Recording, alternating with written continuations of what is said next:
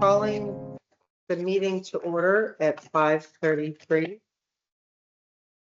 Should we stand or should we do that? We can do that At open meeting? now, and then we have to vote to go. into executive session. Okay, please stand for the pledge of allegiance.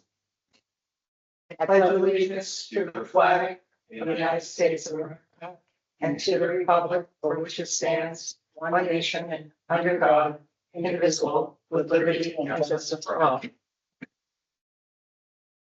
So we will be moving into executive session as soon as I find the packet. Unless somebody else wants to put us into executive session. I move that the select board vote to enter executive session pursuant to Mass General Law, Chapter 214, Section 1B, and Mass General Law, Chapter 4, Section 7, Clause 220, 26C to discuss financial assistance to residents in need. Roll call vote. Second, Maureen Dwinell, aye. Simus, aye. Laura Have unanimous. Reconvening in open session. Roll call vote. Aye, Maureen Dwinell. Simus, aye. Laura Have I'm gonna just get that, I think I'm here, man, up and downstairs. That's fine. I hope so, because it's nasty out there.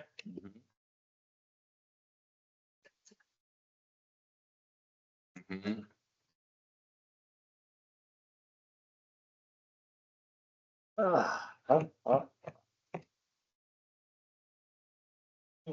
My kid and tell him, be down on Grove.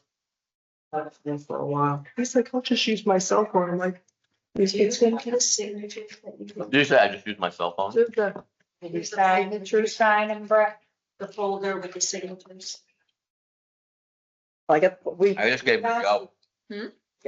I don't know which was, which, It's okay, those are for you, 4C and, I think I have one of those. no, I just get, Oh, did I? No. or maybe that's Okay, Maureen. just- No, that one's yours, because that came out to the, That's five. Those feet. I got 5 feet, right? I do.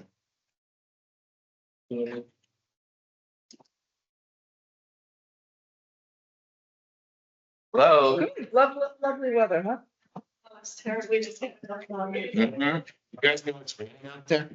Well, you know, I live on Grove and there's no power. Yeah, there's a tree down. Tree And I down, had, yeah. and I had to reroute to go around that tree to get here. There's another big branch down over on Mendon Street. Yep.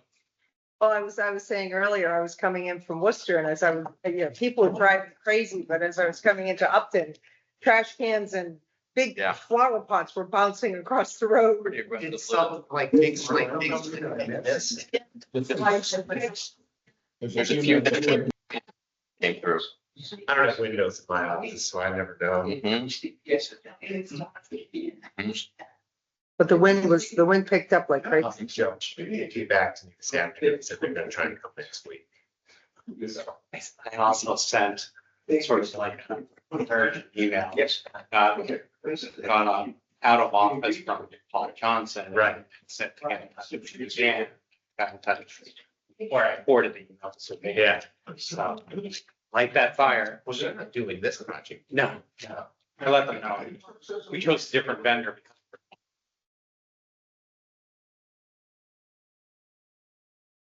Me emailed them 15 times, they just don't even respond. But I think, yeah, I don't know. Are we waiting for anyone else or? No. Okay, you can take the seat of honor if you want, just don't take off. I tell everyone that because in Italy, Overall. What's your preference? we like you tonight.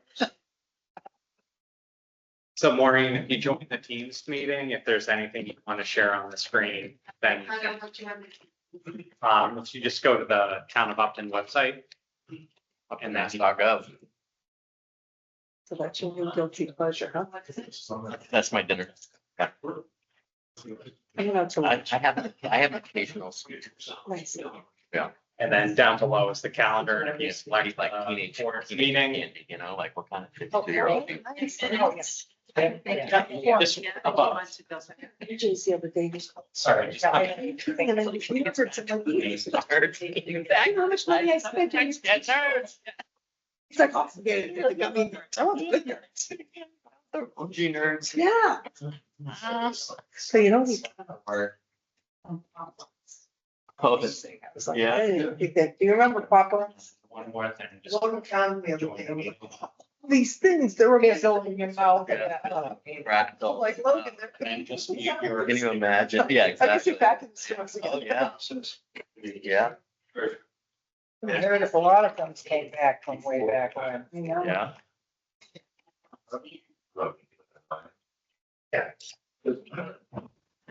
Like join with our meeting. You know, these probably off tools. So I get up my break and see it. You didn't realize. Yeah, wow. But you are on Microsoft, this is like kind of, Oh, all right, I'll have it in a second.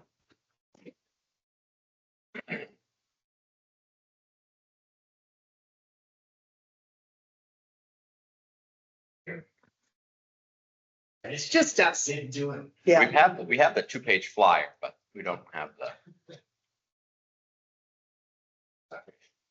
And the full presentation is on the website, So I usually Yeah. will show just so people are aware and they can access that too. I've already been sending people links. They're like, where can we get more information? And I'm like, well, the school has done a great job of Mm-hmm. getting it out there. And it's quick as right we can. there in our information package, if anyone, the link is right there, if anyone's looking for it. But Yeah. doesn't mean anyone will look at our packet. We don't tend to be scintillating or pulling large crowds. Same 10 people. While we're in And that's it. me, yeah, exactly.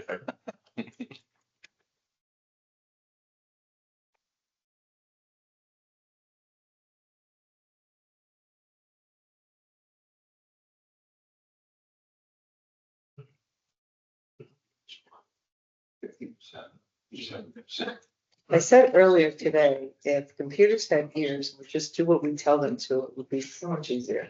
Oh, we're getting there. Yeah, whoever does that is gonna be Yeah. very, very rich. I suppose Siri's closed, but she's not always at it. No. Oh, I see.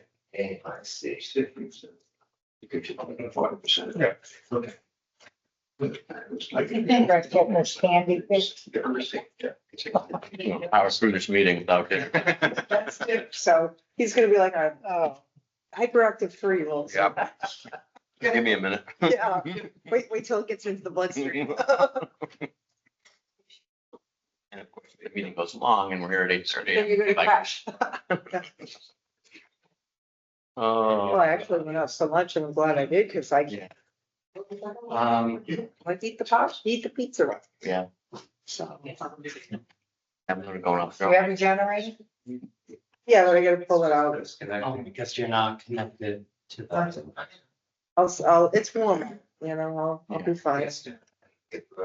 Read my book, go to bed, I have flashlights. Yeah. I have one of those high power flashlights that you just set them on a table, facing up. Right, like It's just like infrared the, it's just like the, yeah, yeah, they do, the little ones about this big, Wow. you know? Yeah, like Yeah. a little handheld. Right, it only used to be like the mag lights, like if you wanted a bright flashlight, you had to Yeah. get one, like And they- PlayStation mag lights, yeah. No, the little ones, I have a couple. I'm in it. Just. Okay, I don't know how to- That's all warm. Smart, Maureen's in. Right here. Yeah. You can keep your camera as well. But you'll be able to share. And then if I want to share, So if you just come here. Yeah. To share, oh, gotcha. then it'll. Telling the kid in all caps to leave the refrigerator closed. He'll be like, Yeah. oh, let's see, let's all. Yeah, he'll be looking in there for 5 minutes, like, oh, what can I eat that's good, Yeah, that doesn't yes. require heating And up. and the fact that, you know, I went grocery shopping, there's meat and eggs in there. Well, Oh, gosh. I was wondering why. It's like that. well, as I was, like I said, as I was coming up station, I saw the cruiser go down and I Comes here to the window, came down and said, well, the power didn't go off that. but then is showing your browser. It's just the frosting on the cake today. So the house in Charlton. I didn't think that would stay on. Yeah. Beautiful. Sorry, not- What was good about it? Everything. It's almost, it was 3,400 square feet. They flipped. Never- Pushed it out into the summer in 2008. Yeah. Spent $125,000 on the kitchen alone. Custom inlaid hardwood floors. But there's conservation land across the street with the ribbons. Yeah. Meticulous when, thank you, when I went to do the paperwork, the owner. Owners of the cabinets, and I looked at her husband, I said, isn't there a professional cleaner coming? And Shelley goes, I didn't want it to be dirty. I was like, okay. Love it. Oh, but that's whose house you want to sell. We're ready, right? You're on. Thank you for coming this evening. We appreciate it. Awesome. Thank you. Thanks for having us. And we've been on a road show. Yeah. While Yes. maybe my, I don't know, 20th presentation, I'm not sure. But getting it down, you can stop me at any point if you have questions. I know you've seen some of it before, but I will go through. There are about 60 slides in the whole thing. I don't do all the slides. I will run on some of it. And I believe you said I had 25 minutes. Do I still have 25 or are we behind? Well behind. Okay, all right. So I'll begin. Just for anyone watching, I know you're familiar, we have 3 capital projects that are coming forward to the towns. We have a roof project at Nipmuc, a facilities project that impacts all of the schools, and we have fields and grounds project that impact Municipal Hill Middle School and Nipmuc Regional. I like to start with this slide and take a little bit of time with this slide because it's been the one that really resonates with everyone because not everyone knows how old our buildings are. Because we maintain our buildings so well, a lot of people remember the last time that we had the new buildings built in 2003, or they had, their children went through, et cetera. They say, seems like it was just yesterday, but in fact, it was 22 years ago. And when we started to go through the timeline, Misco Hill started to be built in 1958. Students entered in 1960. It was renovated in 1997. It's a very solid 65-year-old building that definitely still needs some upgrades that we'll talk about. And then in the middle, you had Nipmuc Regional High School that was built in 1996, so it's 29 years old. So when we talk about the roof, we know that a roof lasts about 20 to 30 years typically, and we're at that point, and I'll talk about why that's in project proposals. And then Memorial and Elementary are about 20 years. So one thing we wanted to emphasize is the timeline between this, that when we've been really strategic about our planning around capital projects and bring forward this year. Something else that's come up when we've been presenting is, how did we get here? When did we start talking about this? It's my 4th year as superintendent in the district. I've been in the district for 12 years. I could go back about 12 years of our, digital records. In the last 4 years, we really, capital was at the top of our list of our needs, facility needs. That's why we hired Habib and Associates that did a facilities assessment of all of our buildings and grounds. They came out with about $90 million worth of work that we would need to do with time, and they organized it around scope 1, 2, and 3, critical, some that would be in the next 3 years, some that would be preventative. We formed a capital planning subcommittee, and with that subcommittee, we ended up meeting pretty regularly the last couple of years, and we prioritized based off of our needs and feedback and survey and the input from, Ken and our facilities director, et cetera. And we ended up, it's around 30 million. So it's about a third of what they came forward, and I'll show you how it breaks down. Something else that's important to know is we also, it was around the time that the MSBA, the Massachusetts School Building Authority, finally was bringing back the accelerated repair program, the ARP program that they do for windows per roof. We were eyeing when they would open it up. After COVID, they closed it for a little while. Now they do it every 2 years, or they say that they will. And we were fortunate to be accepted into that. Some people may say it feels new, feels like I'm just hearing about it, but I'd like to emphasize that we've actually had some capital list going all the way back to 2013. And also we've been working on fields and many field studies going back to 2014, 15, and a lot of those field designs and reviews we're using now today as well. So it's been a decade of work. Another question that's come up, because we can't help but show what we need to fix. And people say, well, then you must not be maintaining it perhaps. And we do a really good job with maintaining our building. So I want to point out some of the best practices on this slide. We have a really comprehensive maintenance plan that we just had to update and give to MSBA as one of their requirements. We had the facilities assessment. We have capital planning now. We had a security assessment and we have preventative maintenance that is required every year. And then when we talk about stakeholder needs, vision, strategic plan, we get a lot of input into that. Also, we felt it's important for people to know that through operational funds, this is Nipmuc and Misco. These are some of our larger maintenance examples that we have done in the last decade, and this is Memorial and Clough. It's been close to 3 million in capital improvements and investments that we've done from operational funds over the last 10 years. This is on the website. I know we don't have time to go through this, but I reference a couple of the things that we've done in the presentation. This is the flyer that it really kind of puts everything on one page for people to know. It's also on our website and it's easy to kind of print out if people are looking to see what all of the projects are about. What I'm going to do is in the same organized fashion, go through and give you an overview of the 3 projects. The roof project, the most important fact that I think people need to know is the importance of the MSBA and the fact that we were really fortunate to be accepted into this ARP program. As a result of being accepted into it, 52.26% reimbursement from the state. We still need to go forward for the whole amount, and I'll show you those amounts after, but then the reimbursement comes after as we go. Because it's only open every 2 years, if we don't pass this article at both town meetings and both ballots, then we're out of that pipeline. And I'd like to emphasize, we have a 30-year-old roof that's failing. I'll show you how it's failing. And it would take a while and we wouldn't have the reimbursement. We would apply again in 10 years. Couple examples and pictures. When you walk in on the left, you see buckets. When I come in the back door, there's always a bucket there. There's been rain. I'm sure right now they're going to pop it out. Right next to it is the room. That's the music room where they have, they have a basin to catch the water that comes right into the classroom where our band is. And on the right, I just took that a week ago. That's in the main office. We have lots of leaks in the guidance nurse main office. But the story that I don't have a picture of, but you can ask students, when you walk down, one time I walked down the social studies hallway, came around the corner on a rainy day, bucket, pouring through the grates in the hallway. This is only going to get worse. Ask anyone in the building, they know that we have some significant issues with the roof.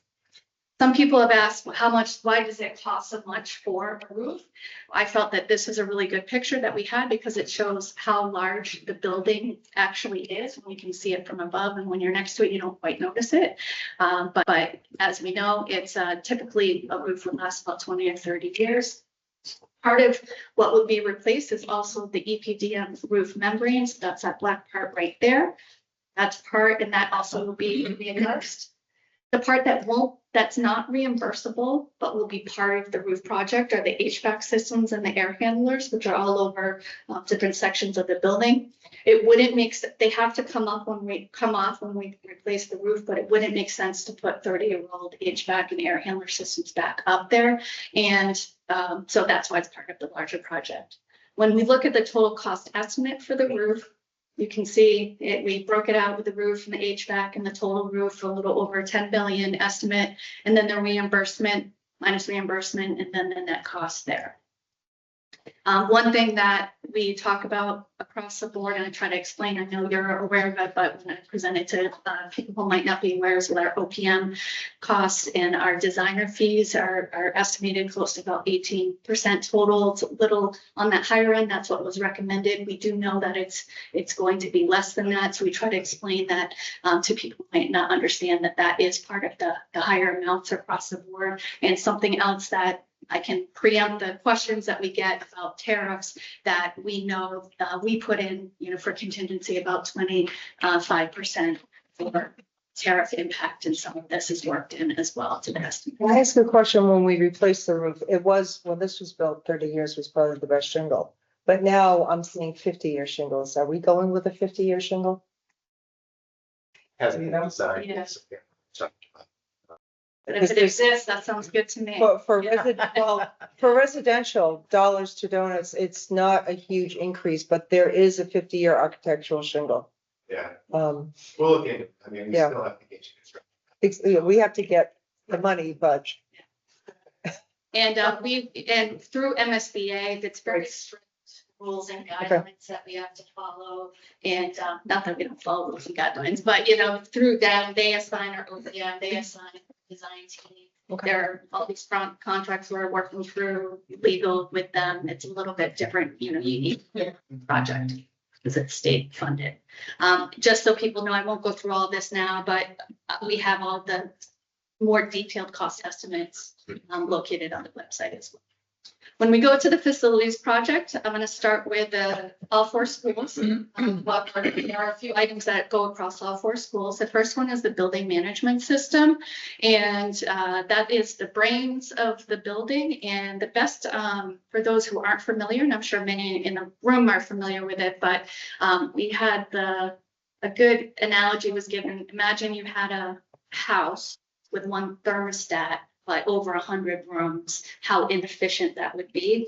When we put in that's kind of what we have right now. When we put in a new building management system, we'll increase that efficiency across the building. So right now I'm at Nipmuc, I was, giving a presentation in a class, it felt like 150 degrees in there.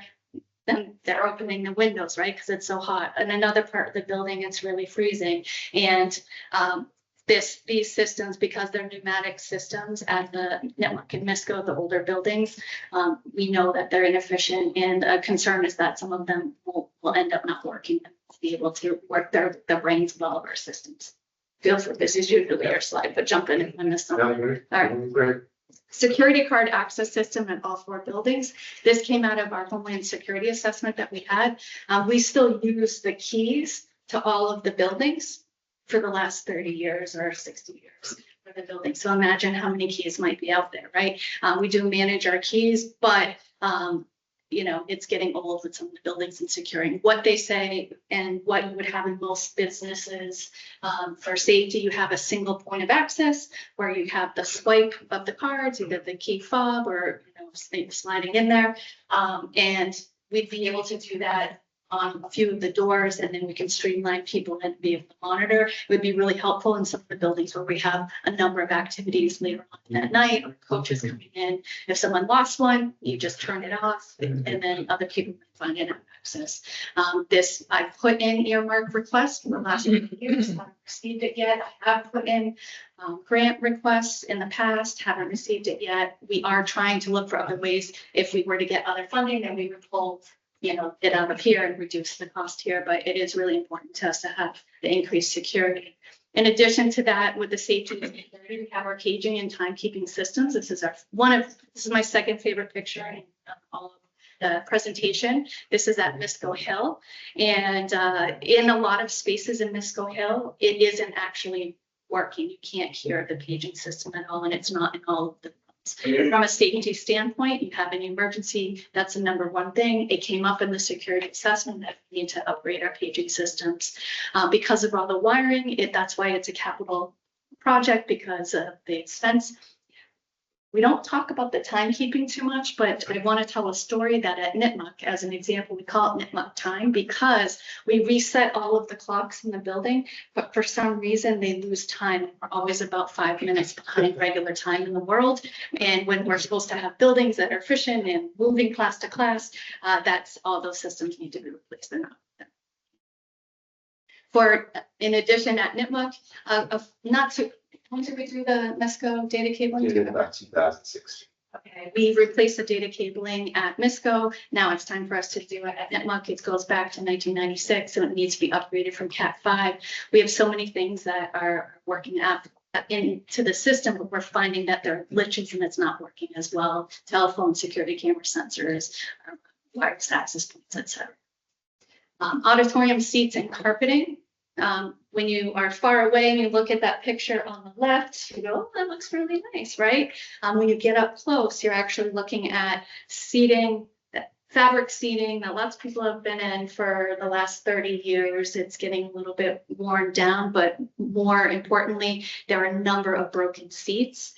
We think 30 to 50-ish range. We try to fix it, but the parts, you can't get the parts anymore. In addition, if you look at the carpet, that's a ripped carpet. That is when you walk right into the auditorium.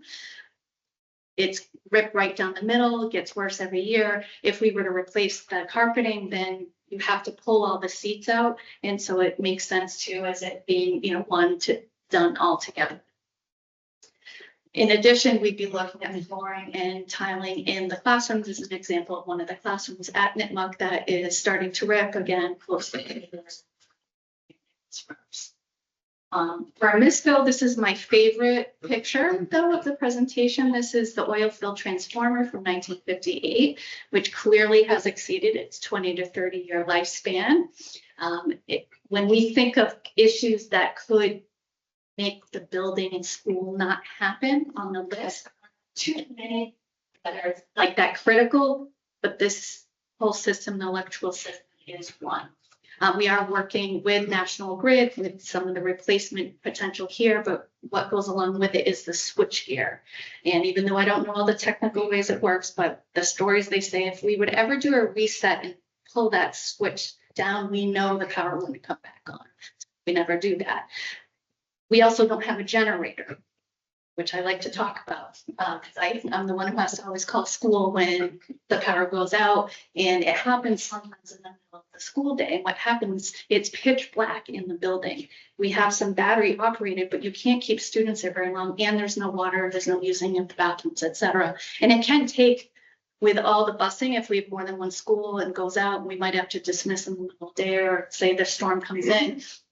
It takes an hour, a couple hours in order to then have people be,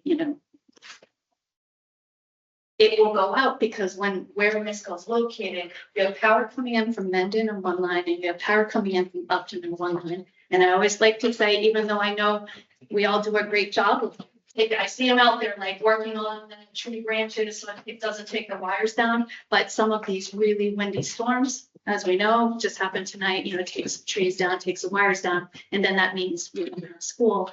But I'd like it to be an emergency location as well for Mendon if there was ever an emergency. So this is the generator, which would work with the switchgear, which would work with the new transformer. At Misco, the bathrooms, they're the number one complaint that we get from our students. We do work in a lot of ways to try to upgrade them, but one thing that a lot of people don't know is that they were built for elementary school students. So all of the bathroom fixtures are not the size of middle school and almost high school age students. And we redid one of the bathrooms once, but what we learned is that the cost of all the piping and everything, in operational funds, we can't do all of them, which is why this is a capital project. This is a picture of the lockers, the back D wing. It's the one part of the building in Misco that was not renovated. And this is where fifth graders use it. Clearly, it needs to be replaced. That's why we put it in. Flooring and carpets we have been working on. We were fortunate to get some grant funding that we were able to apply. So we worked on some of the classrooms, huge difference in the feel of the classroom. It's a solid building, but it just needs some, upgrades to make it better, a better learning environment. And then at Memorial and Clef, we have the window sealants that go around the windows. They're all dried up. It's kind of hard to see in the picture, but they're all dried up after 22 years. And as a result, there's water getting in and causing damage. So I was over at Clef Elementary, water's getting into the library and damaging, some sections of the library. We want to take care of that. The curbs and sidewalks, particularly if you walk up to Clef Elementary, we've been patching the curbing as we've been going, but it is all completely crumbling in front of the building now. And even though we've been trying to fix it, it really is a safety hazard and needs to be completely redone, which is why that's in there. That's a high safety priority for us. So for the overarching facilities projects that's going forward, you can see it's over 11 million. And again, I mentioned the design and OPM costs, the percentage we have, we anticipate goes down. We did break it up if people wanted to look at how much things were at each of the schools, Nipmuc, all the estimates, you can find that up there. But for time, I'm going to keep going.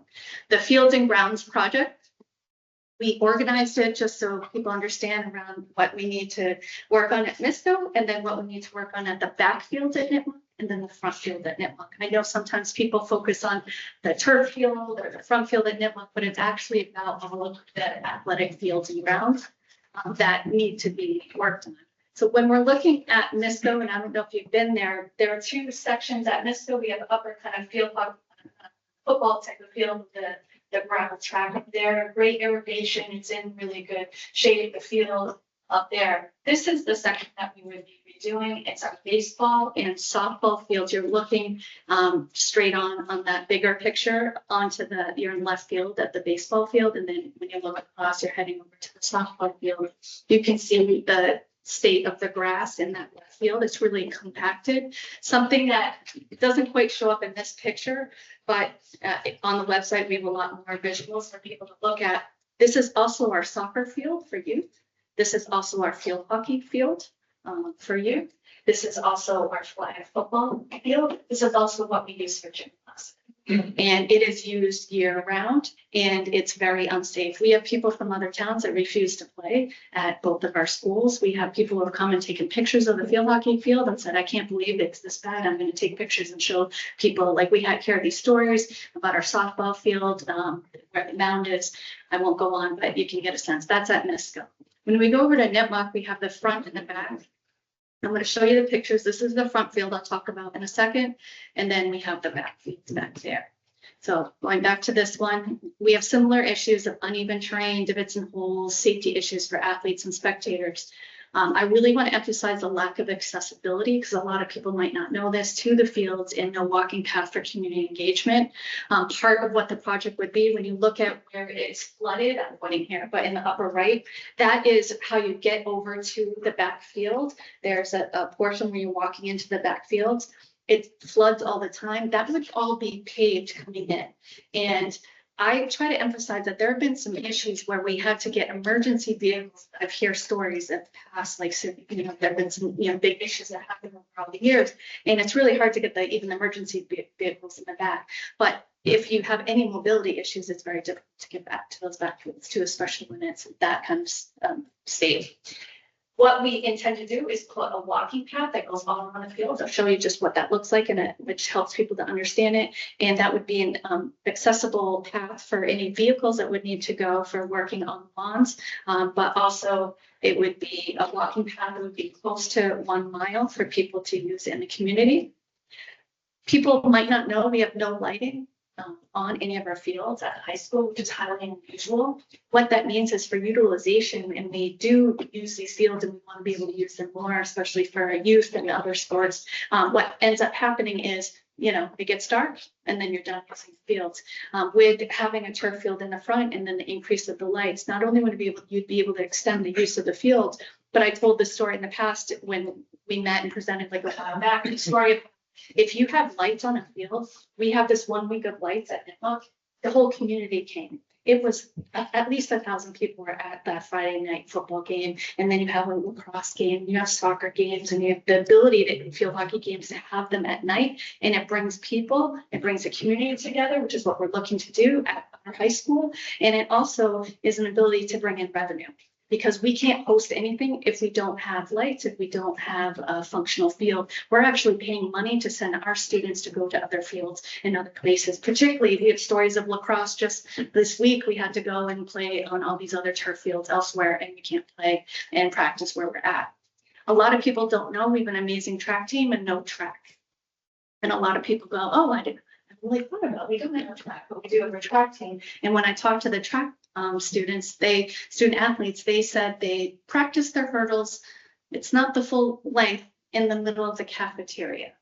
They run through the halls, they run up and down the stairs, and they run in our streets, but they don't have their own track and field. When they have a meet, we rent and we go to Douglas, and we go to other locations, and we're not able to ever host anything here. For softball, we need to reorient the softball field. The bottom is the softball field, and it'll be pulled back and then turn to the right, because that left point is not regulation where it's hitting the trees right there. The baseball field is super far. I've never seen a backstop as far away as I have, and I'm a baseball mom. I live on baseball fields. than the one on our baseball field. It's completely also uneven, and all of what we're finding is it's all compacted. Like at Misco, the land is compacted and we don't have irrigation there at Misco. Irrigation would solve part of the problem when we redo it. And so I forgot to mention on the Misco, here we have some irrigation. You can correct me if I say that incorrectly, but we had some shorter wells. We've been working on getting some deeper wells in order to help that, but we would be, seeding and slicing all of that. I guess it's something on the wells. So, I've done a lot of this presentation. yeah. All right, doing all right. And then this front field, what it would be, we would be increasing accessibility. But if you look at the irrigation, and you can see where it's not working, some of the systems there that happens. And we often can't play on this field. One thing that if Bill Casey was here, he'd point out that line that goes up the middle that you can see the damage in the middle of the field. That's the edge of like all of our, like goals and the damage throughout the overuse, because none of this, we wouldn't have any of these issues if we had the turf field ability. But on the right is where we would have the bleachers. So I'd like to show this right here, what the mock-up of it would look like. It would be turned. And then when you come in from Pleasant Street, you'd actually have, it'd be accessible to come in, and then you'd be at the top of the bleachers. This is similar to if you've ever been to Grafton, and that's where I live. When we built that school fields there, when you come in, I could bring my mom in her wheelchair right up to the edge. She could watch the football game. Everyone's standing there. It's just really easy to get to, and there's parking nearby. We would be adding parking also near, you can see on the bottom, closer to the fields for it to be accessibility. We want this to be community use. It's not just about Nipmuc, although that's part of it, right? And our students are coming through the system, but it's also for community events that we can have at these facilities. And so we're excited about that as well. Sometimes people also might know that when we built Nipmuc, we didn't have a football team, so it wasn't built for a football field. We converted the soccer field into a football field, but what you don't have is you don't have like the press box and the other amenities that you need to really have a full type of game for that, or other types of games that you have announcing, et cetera. And that's what it looks like right now. I like this picture because it shows you the overview. If you could imagine all of the edges of the fields where the walking path would go. And if you're familiar with the area, which I'm sure you are, because you're on Upton, you know there are other paths that come off, like the woods as well, that you could incorporate into like your walks around. So we're hoping that increase community use. For the Fields and Grounds project, it's all listed here, Nipmuc and Misco. There is even more detail on the website. This is as much as I could kind of fit in one slide. The total is 12 million. And that's including both schools. Again, you have the designer OPM costs in there. And some people have talked or had questions like online about the turf field, and it's less than 10% of it. So it's not there's been some confusion of it's only about football. They only care about that. And trust me, I'm a football mom too. So I love that. But it's about 6 to 8 fields and impacting student athletes. And we have, a little under 600 students at Nipmuc, but it's not just those students, mostly all 3 sport athletes. It's also all of our younger students as well that are coming through and used by the community. So the total of all 3 projects, total cost estimate is listed here. Right now it's at that 34 million less the MSBA reimbursement of approximately 4 million, and the net cost is a little under 30 million. So that's a third of that original assessment that we were talking about. Tax impact, we did break it up by roof, by facilities, fields and ground. For people interested, on the website, you can actually plug in all of that. We have a calculator for you, but this is all projects.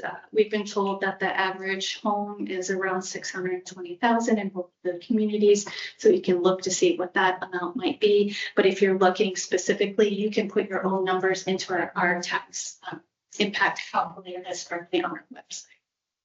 Who helped create the calculator? Like, did they work with Kenny or?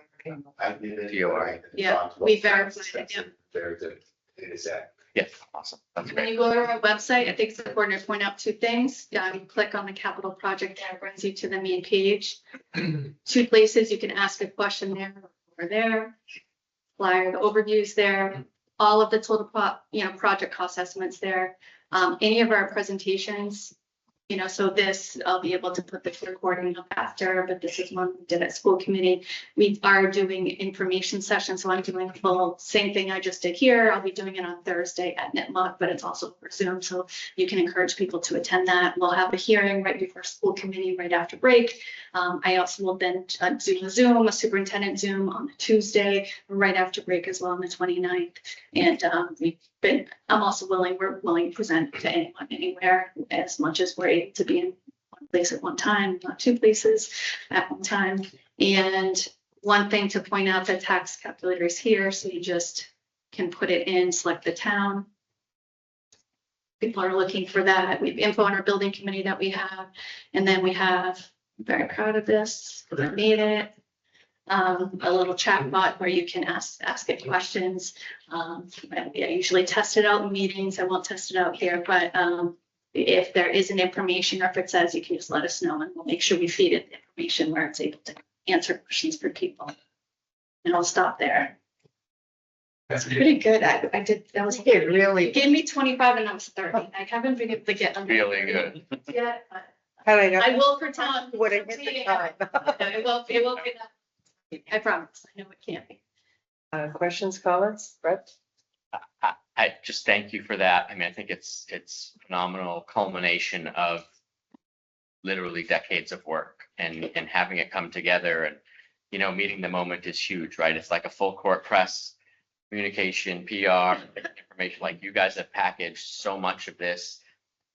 It's fantastic. It's what the communities need. And, our commitment to you, my commitment to you, I can't speak on behalf of my colleagues, right, is to get the information out there, get the word out there as early as possible to as many people as possible so they can consume as much of the information ahead of town meeting and get their questions answered and sort of get comfortable with the ask and what the implications are, before they show up to town meeting. And you guys have really made it easy for people to do that are engaged and paying attention. So we're committed to help get the word out. Maureen, any questions, comments?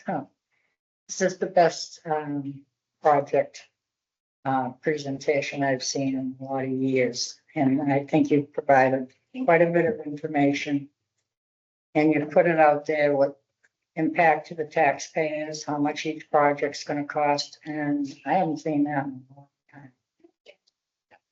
So I'm gonna keep coming back. Can I come back? Well, that's some of the reason we wanted you here. We haven't been on record enough thing yet. You've met with us, but we wanted to be on record. People can view our meetings.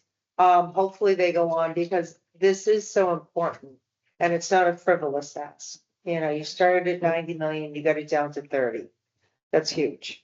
And, same thing, people have to realize when your roof is leaking, it causes future dollars because it causes all other issues. And I tell everyone, water formed the Grand Canyon. It's very destructive. It really sucks.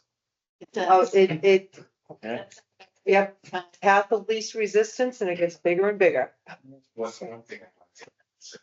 It's related to the field, you get a question all the time, why turf instead of grass? So I did the calculation, okay, let's just do grass instead of turf. The difference on the tax impact is about $6 or $7 a year. The other thing I've heard as well, because people ask me that too, and I've also heard people saying that, and there'll be lots of different things that people bring up, but one of them was, hey, like the NFL is starting to move away from, the players unions are starting to move away from turf with the research and the injuries and all of that, except that our students aren't NFL players, right? Like that's a very different model. Like we've got lots of teams, lots of kids playing on lots of turf all over the place, and we just need to provide service for them with a field that works. And I can add to it because there is some research that says it's actually safer. And we had lots of examples when I was talking to students of kids who are breaking collarbones and pulling. There was one with cross ACL, because he tripped over the divots that were in the field. But one thing that we've learned that people don't know, when I told this story, I was at the senior center in Mendon the other day, and I said, back in the day when they brought in the first turf, it was really hard. And it was a different kind of material. Now it's environmentally friendly material. And, you know, my son goes out and plays on the turf. It's like, it's hard to explain. It's fluffy and kind of soft. Yeah. Actually, not what you imagine in some places where it's that old hard. I remember I played field hockey. I'm like, I don't want to play on that. I might get hurt. And it's not the same as it used to be. It is a lot safer, but the utilization of what we need, the needs with all of our teams, we can increase utilization and not have to pay to go to all these other places. And in the decade, almost every town around us has at least one, sometimes two, sometimes three, and lights. And I love you talking about sort of the value to all of the athletes at all of the schools. Yeah. And that we're sort of taking care of the community, right? Like this is a once in a 30-year investment in our schools. And we, 5 or 6 years ago, made a big investment in our senior population by investing in the community center and the library. And that was a very significant investment for the town of Upton. And this is, the school's time. So I think it's great. And we were strategic with it too in our planning. We knew that we had some of our past school debt coming off, and Yeah. we're trying to plan the timing as well. Line it up. And we've gotten some questions. I feel like you were just going to talk. I'm sorry. But we got some questions too of, would we be trying to spend all the money or all that? And I have to emphasize, we are trying to have the least impact to taxpayers in projects. That we have a group called MUCP that have presented here before. If this gets approved for the fields, they're going to actively fundraise. They can't actively fundraise and get sponsors, et cetera, to reduce the cost of that field until it gets approved. And so we're waiting on that, and we're hoping, we'll be able to have some support from both towns as well. We'll be talking about that. But our goal is to continue to keep the cost down as much as we can. And the only thing I was gonna say is the perfect example of like old turf and new turf. It's not the same thing, but if you walk over to our new playground, you bounce. When you walk on the ground, you bounce. And that's the difference. I mean, we grew up on cement, and then you went to mulch, and then you went to a very hard packed, and then you went to a very hard packed metal sides with cement. We all made it. We went to a very hard pack, but I took my friend's grandson there the other day, and I was like, oh, you bounce. So to talk about how far turf has come, it's not the same thing. But if you haven't been on one of the newer surfaces, that's the perfect example of it. Same. Right. It is, it's definitely. Another point you made that resonated with me was, and it was just a quick point, but it sort of struck me, was the generator at Misco giving the flexibility to use that as part of an emergency management contingency plan, right? Like whether it's a warming center, a cooling center, whatever, right? Like that's, with all of the weather stuff that's going on, we're having more and more extreme weather events. Having that option for the community for Mendon is fantastic. So, Like the gym, some upper gym. Yeah. And I hadn't ever, Space. and it's something that people wouldn't typically think about unless you mention it. I was like, oh yeah, that's actually a real benefit And I to the think a town. point that was brought up the other night, I was talking to someone, and there is no intent in the near future to replace Misco. Am I correct? I think that needs to be made clear. That building was built in the 60s. It is rock solid. Yeah. And The best condition out of all of them. it is, out of all of the buildings, it's in the best condition. And I think people, it's old, it needs a little bit of care, a little bit of love, a little bit of facelift, but Yeah. it is rock solid, and we have no intention. Yeah, when we did the facilities assessment, we thought it'd come up with safety. In the buildings now, to build a new building like that, I don't know, it's like $50 million we're gonna do, but thing. And even with the reimbursement, you won't get into the reimbursement program for MSBA unless you meet their criteria, right? Their criteria would be an unsafe building or you're running out of room. Those are the top two criteria. We're not running out of room yet, although we're starting to, we're getting there in some rooms. We're not running out of room. And it wasn't deemed as unsafe. And so we might not even get into the reimbursement. Now, of course, there are some who still want us to look at it. Of course, someday we'll continue to, assess as we do, throughout the years. But we found it's a very solid building and we just need some systems to be upgraded. Yes, please. One, Misco, I thought the football field in the back was. Baseball and softball as well. And Yeah. in between, that's what we're talking. Yeah, Yeah, we could that's talk about that mix- thing. Yeah, baseball and softball, I heard you refer to it, but I didn't use it. yeah, because that other part and that it's used by all of the others. It's all of that section, but the football one is all set. We're not doing it. The other thing, I mentioned this when we had that Yeah. meeting.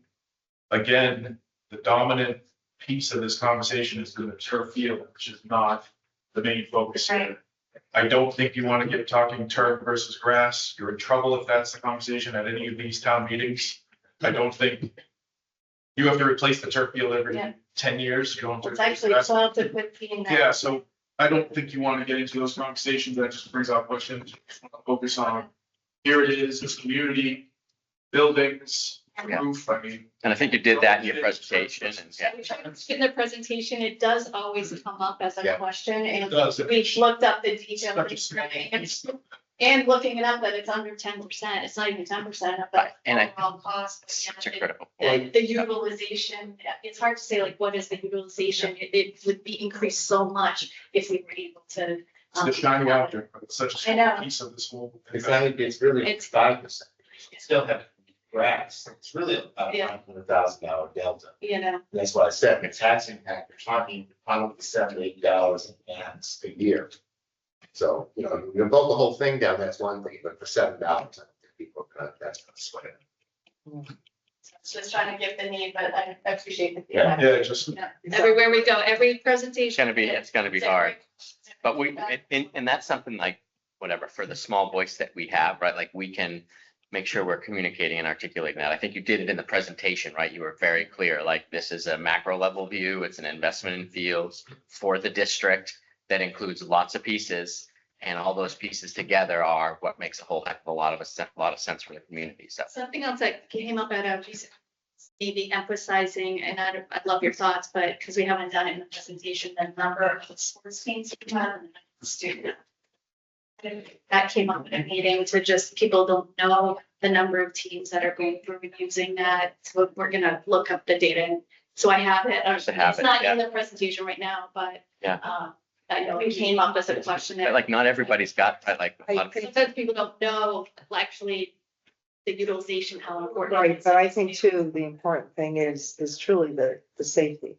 Yeah. The need for the roof, the need for the security systems, the need for the, I remember when Misco was built, I was at Nipmuc.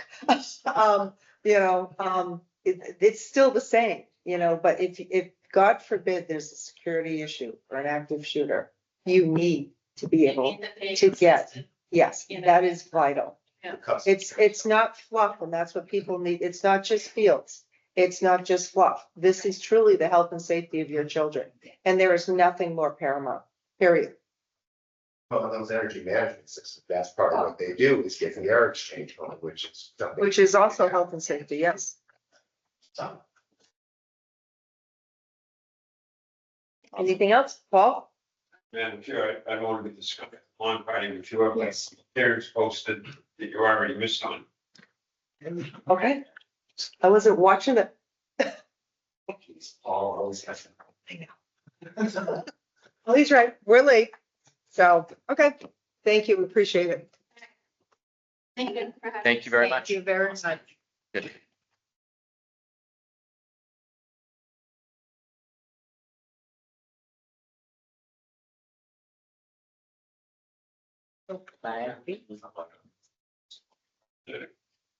Is the thing, yeah, please. She gave me a cheat sheet and I don't know what it is. I have it.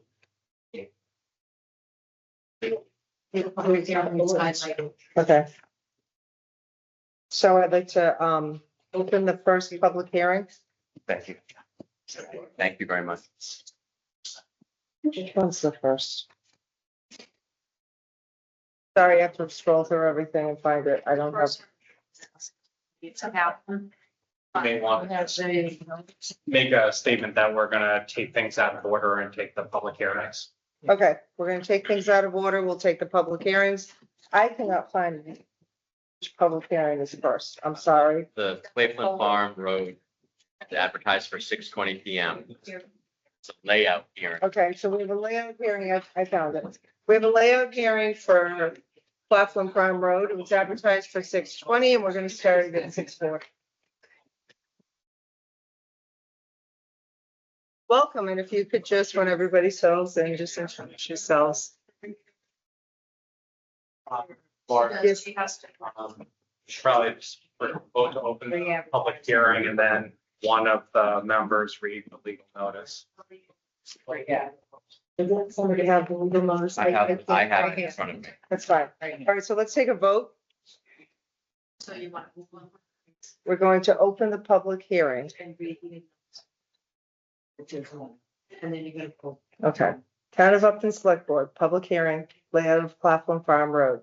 The Upton Select Board will hold a public hearing on April 15th, 2025 at 6:20 PM at the Upton Town Hall, room 203, 1 Main Street, Upton, Mass. Pursuant to Mass General Laws, Chapter 82, on the proposed layout of the following as a public way. The one known as Claflin Farm Road is shown on a plan entitled Street Acceptance Plan for Claflin Farm Road, Hampton, Mass.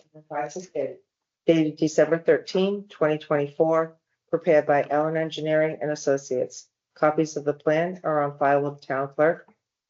Comments thereon may be submitted in writing to the office of the town manager, Select Board, 1 Main Street, Upton, Mass. 01568, or by email to bos@uptonma.gov before noon on Friday, April 11th, 2025. Do I hear a motion to open the public hearing? I move that we open the public hearing. Second? All in favor? Aye. Unanimous?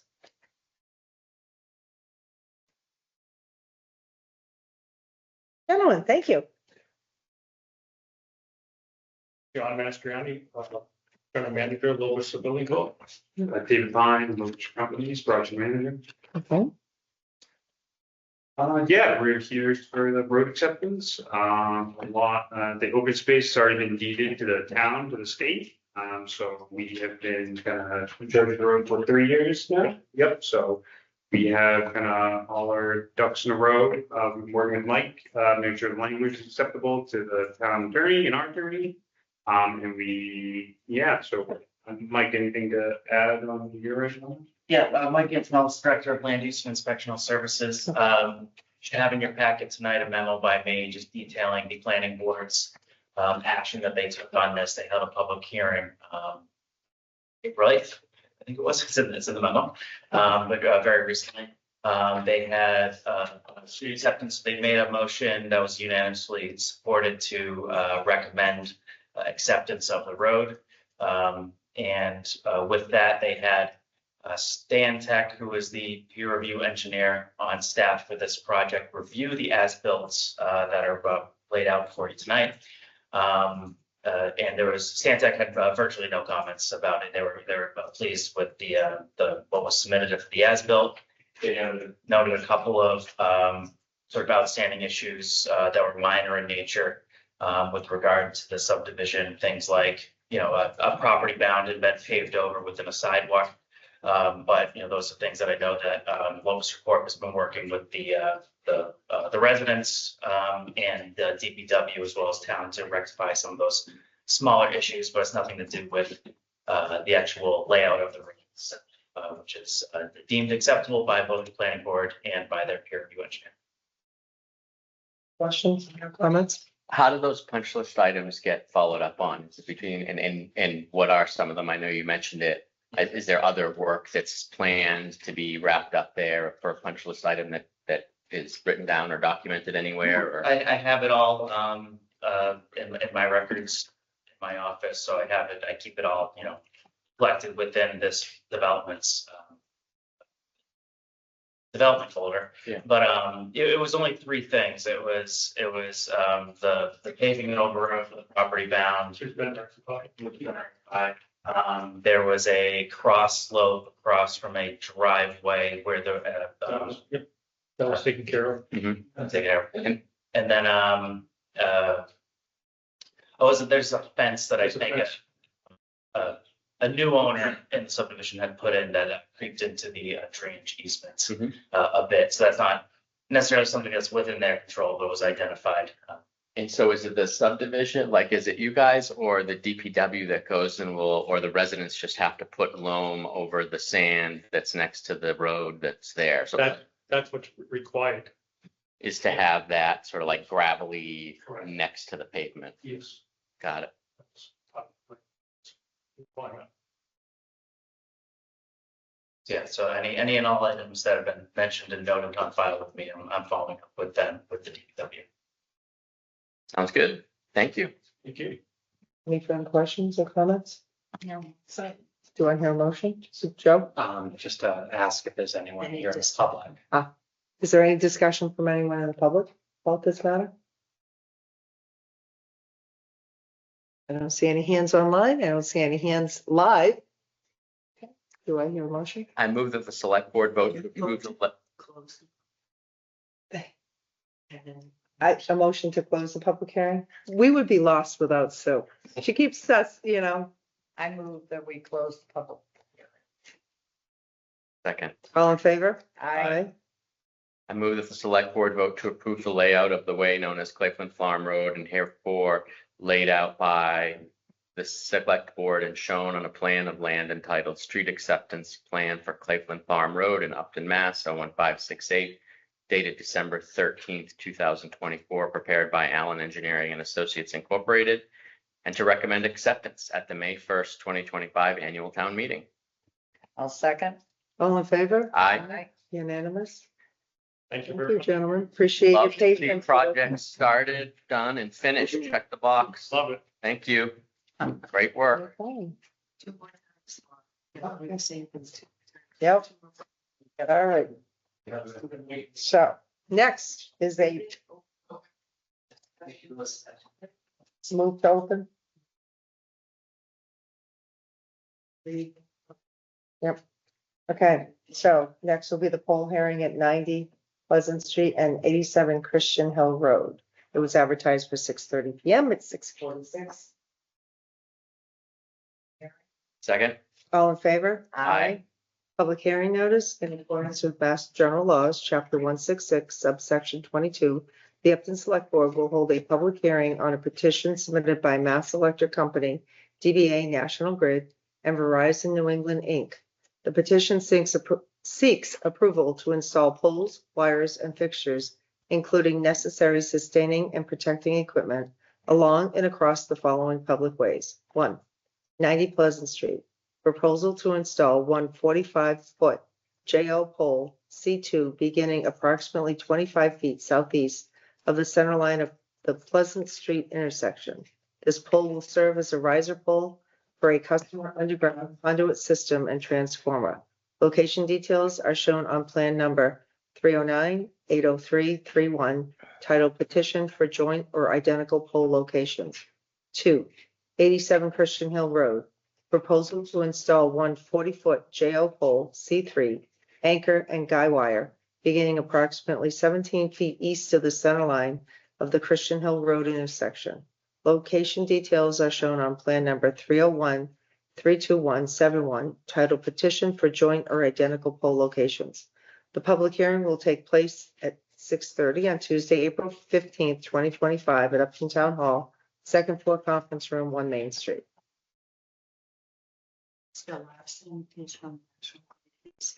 Okay, okay, I'll recognize Dana Larson from Yes, National here I am. Grid. Yep. Thanks.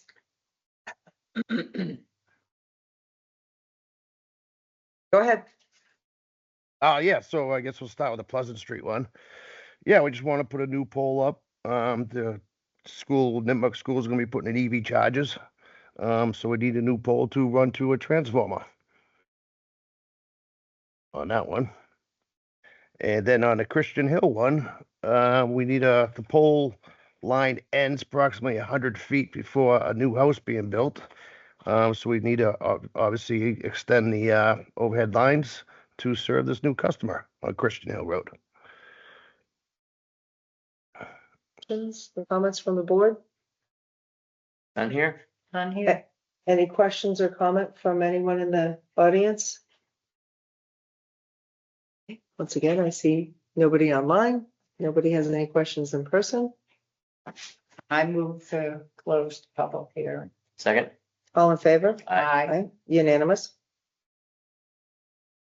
And I will move that the select board vote to approve National Grid's request to erect 140-foot pole anchor and guy wire in the vicinity of 87 Christian Hill Road as shown on the sketch plan submitted and in accordance with the petition dated February 24th, 2025.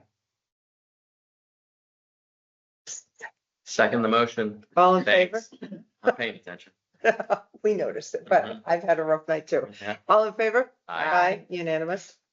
And I move that the select board vote to approve National Grid's request to erect 145-foot pole in the vicinity of 90 Pleasant Street as shown on the sketch plan submitted and in accordance with the petition dated February 13th, 2025. Second. All in favor? Aye. Unanimous. Thank you. Thank you. I thought you were gonna do them both together. That's okay. Okay, last would be earth removal 0 Pyramid Street. I move that we open the hearing for the earth removal application. for Pyramid Street. Second the motion. All in favor? Aye. Legal notice, public hearing, Town of Upton, notice is hereby given under chapter 147, earth removal, sections 1 through 10. The Town of Upton general bylaws that a public hearing will be held on Tuesday, April 15, 2025 at 6:35 PM at the Town Hall, 1 Main Street, Upton, Mass. On the application of Melody Needham of Whitensville, Mass. For an earth removal permit at 0 Puddin Street, map 31, parcel 20, Upton. The property is accessed off of Moon Hill Road, Northbridge. Copies of the plan are on file with the town manager, select board.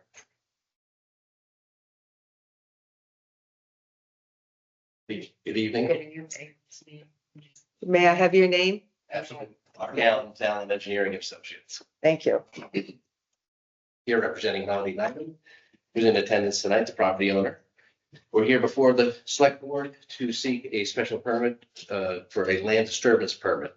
The property is on the town line on the Moon Hill Road side of Northbridge, the West River Road in Upton. And the property is over 20 acres in total, but the area that Melody has planned out over the years, it totals about 5 acres of land. And of that 5 acres of land, about 1 acre of it is going to be dedicated to the two dwellings shown in orange. The remainder of the property is to be used for agricultural purposes. It is zoned accordingly. And we have shown some outbuildings, future outbuildings relative to a barn, a chicken coop, and other outbuildings. They presently, they started to grade the site in accordance with the 2 residential dwellings.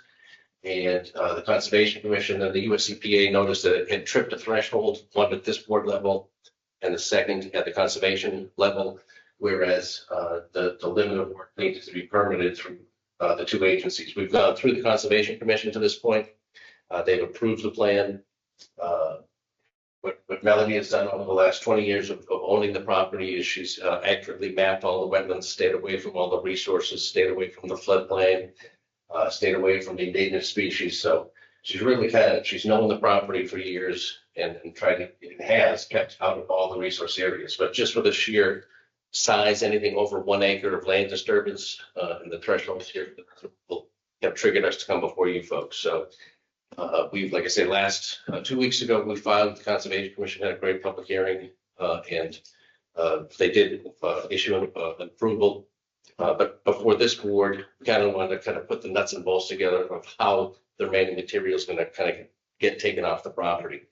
So there isn't a lot of material to be moved. to get that farm area down to a level area. There's probably only about 10 to 15,000 more cubic yards to be removed from the property. And in accordance with the memo that we supplied the board, it'll probably take through November of this year to get down to that grade. They plan to operate Monday through Friday from 7 to 4, 7 a.m. to 4 p.m. and from Saturdays from 8 a.m. to 12 noon. If you know the area, the majority of the trucking will go from the site and head south down Moon Hill Road to Northbridge, down to the Northbridge Center of Northbridge area. The folks removing the material are Pine, Sand, and Gravel. They're out of Douglas. So a lot of the material is going to be heading west and not east. They say they do plan to be done by November of this year. There will not be any permanent or temporary structures on the property while they remove the soil to get this property down to the grade that the farm is going to eventually be at. As far as mitigation goes, post grading, and once the agricultural use is plateaued, there's going to be a sort of a swale system that's going to kind of bring the water down into a low point. There's going to be about a 3-foot deep temporary settling area where the water can gently spill over. We did a very detailed hydrology analysis that we sent to the DEP and to the Upton Conservation Commission, which they agreed upon. Any questions? More than happy to answer. Does anyone on the board have any questions? I mean, this all was going to the planning board, I would assume, or not, or zoning for, no? Just conservation. So, okay, so it's conforming to all the other, with the water, and I know this isn't our jurisdiction, but I'm curious because I see all the work being done on the bridge there that's being constructed, so there's no permits or zoning involved with putting in a road with water going across it? No, there was a culvert installed. There was always a culvert there in the past. You mean the driveway? Yeah, the driveway section. Yeah, that culvert got upgraded. Yeah, There was no wetlands associated with it. got it. Just the culvert was for like drainage culvert kind of thing. I got you. Yeah. Gotcha. And that's probably covered through conservation if it was needed and all that stuff. Okay, that's great. I was just curious. Yeah. Thank you for entertaining my question. I have a don't any question. questions. You're leveling the land for plantings or for horses, or what's gonna go back? I'll let Melody kind of explain the future use. It's just a very micro farm, so pretty much. Okay. Probably like 3 acres, but 2 or 3 cows on it. So we're planning on Scottish Highlanders. And they're a lower weight and a little bit easier on the field. So the idea is to make a really low pitch, even low pasture so that the water doesn't like flush off. Yeah. So the streams and all that. So, I mean, that was always the plan. Okay. So he just added the swale on the inside. And then chickens. Which, yeah, they're happy. They're happy. Gotta have some chickens. I just wasn't sure why it was being leveled. Yeah. Do you have questions, Maureen? What type of material? Sand? Yeah, it's a sandy, gravelly mix, and then the topsoil, sand, to be put back down. They stockpile this topsoil for the organic material so that they can spread it back. Spread it back on. Yeah. Any questions from the board? Be another farm on. Yeah. Yeah. Mainly the same. With some of the most adorable cows on earth. It's And Yes. Yes, they are. Well, it's good to know they're not just cute. Yeah. Questions Beautiful- from the audience? beautiful spot. Yes, Isaiah? Thompson, Community Center, Moon Hill. Just you mentioned in November as far as the removal of the soil and everything. Now, as someone who's a part of this property for over 12 years and for many, many years seeing work consistently done, I'm just wondering if there's any sort of timeline for the end of this, because, been looking at machines, hearing machines almost daily for close to like 10 years now, between there and the building. I understand it's a property, it's a right to do so. I'm just looking for a courtesy standpoint, when we expect this to all be. So like I The said, property behind you is is someone else's. So I understand that there's 40 something houses up there that'll be done before this.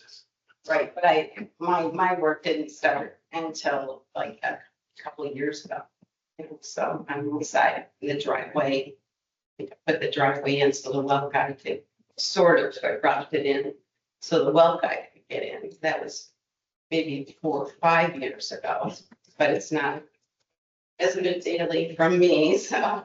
Do you have a sense of a top proposed timeline for finishing the project? Yeah, so I think, like I said, by November, Pine Sand and Gravel will have the site, pad ready, if you will, or pasture ready, if you will. And I think that house construction is gonna kind of go along with the initial, this building in the back is gonna sort of coincide with the next 7 or 8 months. And then your intentions of the second dwelling gonna be after maybe the materials taken down? Well, the town doesn't wanna, I don't know, talk to them about the ADU because they want one started before the other. The ADU thing's a new thing. Right, so it's Melody's intention. We're working that out. Right, so Melody's gonna live on the property and her daughter, son-in-law goes to live. So I think it's not like a spec house for somebody. I think they do have some, goals to hit and to get your granddaughters into the fine school. Yeah, it'll be first grade now. Do I have more questions? Two, please. Cycle, the 397 million. Is it gonna be a street according to the public hearing, it says 0 put in street? Oh, Excessive. I've Is it a street? been trying forever to get my tax bill to say Moon Hill Road. Or now it's been, my address is 200 West River Road and 200 West River Street. But they said it's like an act of Congress to change the address, so it's not Puddin Street. So it's It was Puddin Street, Moon Hill Road was Puddin Street a long time ago. They changed it to Moon Hill Road, but they never changed it on my Assessor. assessor's thing. Yeah. Yeah, but it'll be one drive. it's just a drop. Correct. It's a driveway, but. Right. It's essentially what's there now. Like, Yes. I mean, it's the driveway and the parcel, like it's quite evident. They have. And that's besides the guardrails and the retaining wall, so it ends up looking like a bigger street than most streets. This is the way it works out. Any follow-up questions? Just with the equipment being there I've lived there for 9 years. And that the excavators and the trucks and everything have been coming in and out of there for like 9 years. They've been there every day. Maybe there are some days that you don't work, but you do work later, sometimes on weekends. And By the bylaws, I mean, he mentioned how long the hours for time to remove material. But according to the bylaws, I can work much later.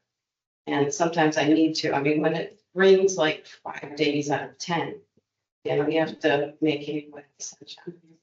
So like I say, it has to, loom and the earth removal, you're talking November. Do you have any idea when this whole project will be?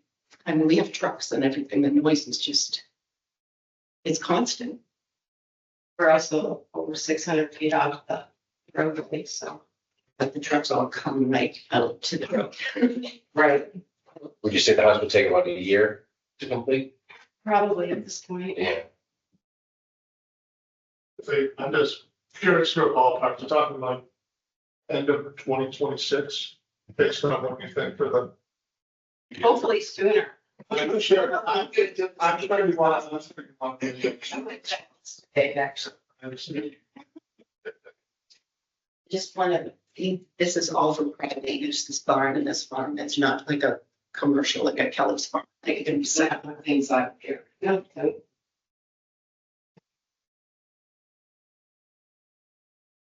Okay, I believe you had a question. Could you identify yourself for the record? I was gonna make a comment on that Weiner and on that 198 West River Street. And I just want to say Northbridge has us put in road also.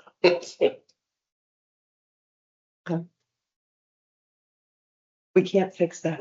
Right. Any other questions, comments from anyone? Okay, seeing none in person and none online. Joe? Just a couple things, just wanted to refer to the packet. I'm still awaiting, final comments from town staff. DPW, there are building permits that are and have been submitted, and there's exclusions from the calculations that we still need verification. So I'm still waiting to meet with the land use staff to finalize what the exact scope is of the application, because we can only address the portion that is subject to the earth removal pilot. One thing that wasn't clear in the material and was commented was that Pine out of Douglas was doing the removal. I didn't see any information on whether there's any sorting of material or say sifting of material, or if there are boulders within it, is there going to be any separation out and potentially grinding? Will there be any heavy equipment that Pine would be having on the property before removal? The screeners, of course. Yeah, screeners will be on site. They just get down to a certain grade. This is such a gravelly, sandy material. There won't be any bones. There won't be any ledge. So it's going to be just basically fine screening the different particle weights. But those are just portable screeners. Those aren't Right. heavy pieces. That's not the really big. Yeah. So basically, the type of screener that then is taking front loader size loads of material, Yeah. putting it through. So not like one of the Not a conveyor. large, right? No, Okay. absolutely not. Michael, do you have anything? The, what Joe, I think was, commenting on is the appropriateness of the earth removal permit and the, so there's a provision within the bylaw that says work done in connection with development, approved development, in which case, Snyder has, I believe it's approved, through the Board of Health, the septic. Yeah. Either way. Septic are approved, Yeah. stormwater management plan is approved. And obviously, we have a stormwater management plan approved through the Concom. Building permits submitted, not yet approved. Building permits have been submitted for all the structures you see on those plans.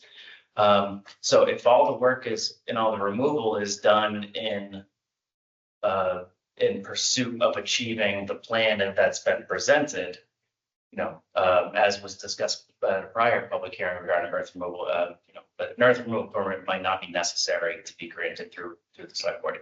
But if removal is being done over and above what is needed to achieve what's presented before you, then it likely would.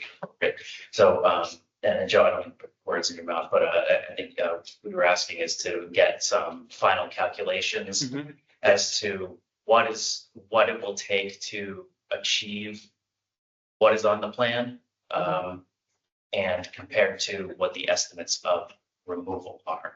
So make sure that they're in line or not in line with what is on the plan. So then I assume it's best for us not to make a definitive decision tonight, but to move this.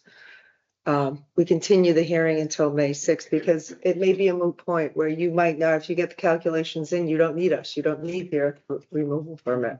Who's providing those calculations?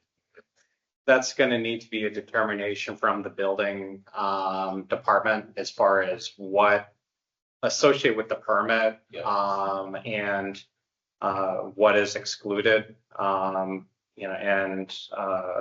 staff needs to be able to discuss. My first look at this is that there is a trigger. It's a question on how much. That the building department doesn't approve the whole rating of the property, but they're the structures, what's needed for positive drainage around the structures, what's needed for the septic system.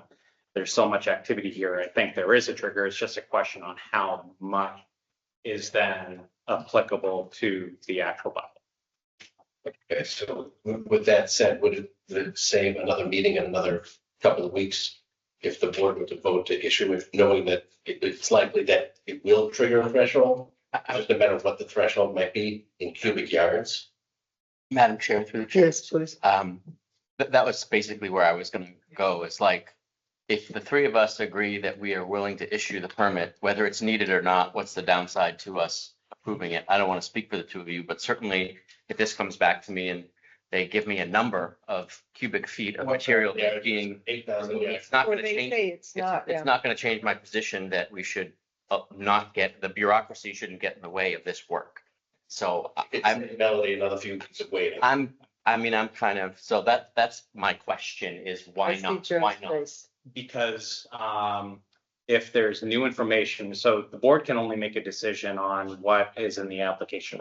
Receive a new exhibit, i.e. a memo from the building commissioner or revised clarification from the applicant to receive that and to include it in the record for a decision. We wouldn't be able to do that if we close the public hearing. You can direct staff to start to prepare a decision for the board to review. I would then work with Michael and John to refine those numbers so I can then present something to the board. But because of the fact that we don't have those calculations, that would be considered testimony, and we'd have to keep the public hearing open. So we're just waiting for the calculations on the earth removal itself. What is excluded from the calculation due to the issuance of the building permit and also percent. Why can't we just use the calculation that's here between 10,000 and 15,000 cubic yards of material and leave it at that? If you leave it at a high threshold and you come under, Right. it should be What's the okay. downside of that? It's really up to the board as far as Right, we can issue, we can approve the permit up to Ten- a certain 10,000, amount of cubic 15,000. yards of material. But the other thing is that there would be conditions that the board would want to put in place that then would govern the times and other standards that I would not be able to consider expanding at a later date. So it's either the board would want to approve as presented, or we continue to another date so that can draft a decision with comments and conditions that town staff would be creating and recommending. Like what?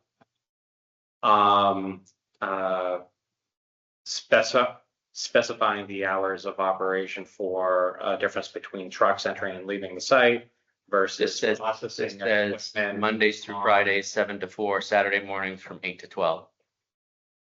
Is because there was statements about the processing on the site, sorting that material. Yeah. You'd want to make sure that those hours of operation either match or are even more restricted to a tighter time frame than those transportation times.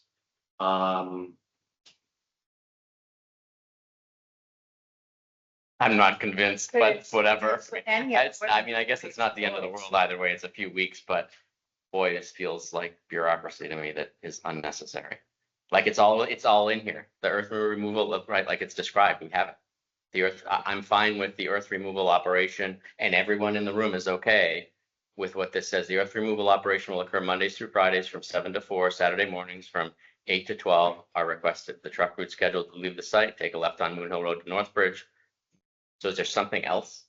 So it just becomes a question under the bylaw, which is included in the packet. In issuing a permit under this bylaw, the select board may impose conditions not specifically provided herein as may seem necessary for adequate protection of the neighborhood and the town. If the board wants to consider any other conditions, that's where we would need to. But what would the source of those additional conditions be? Comments from staff.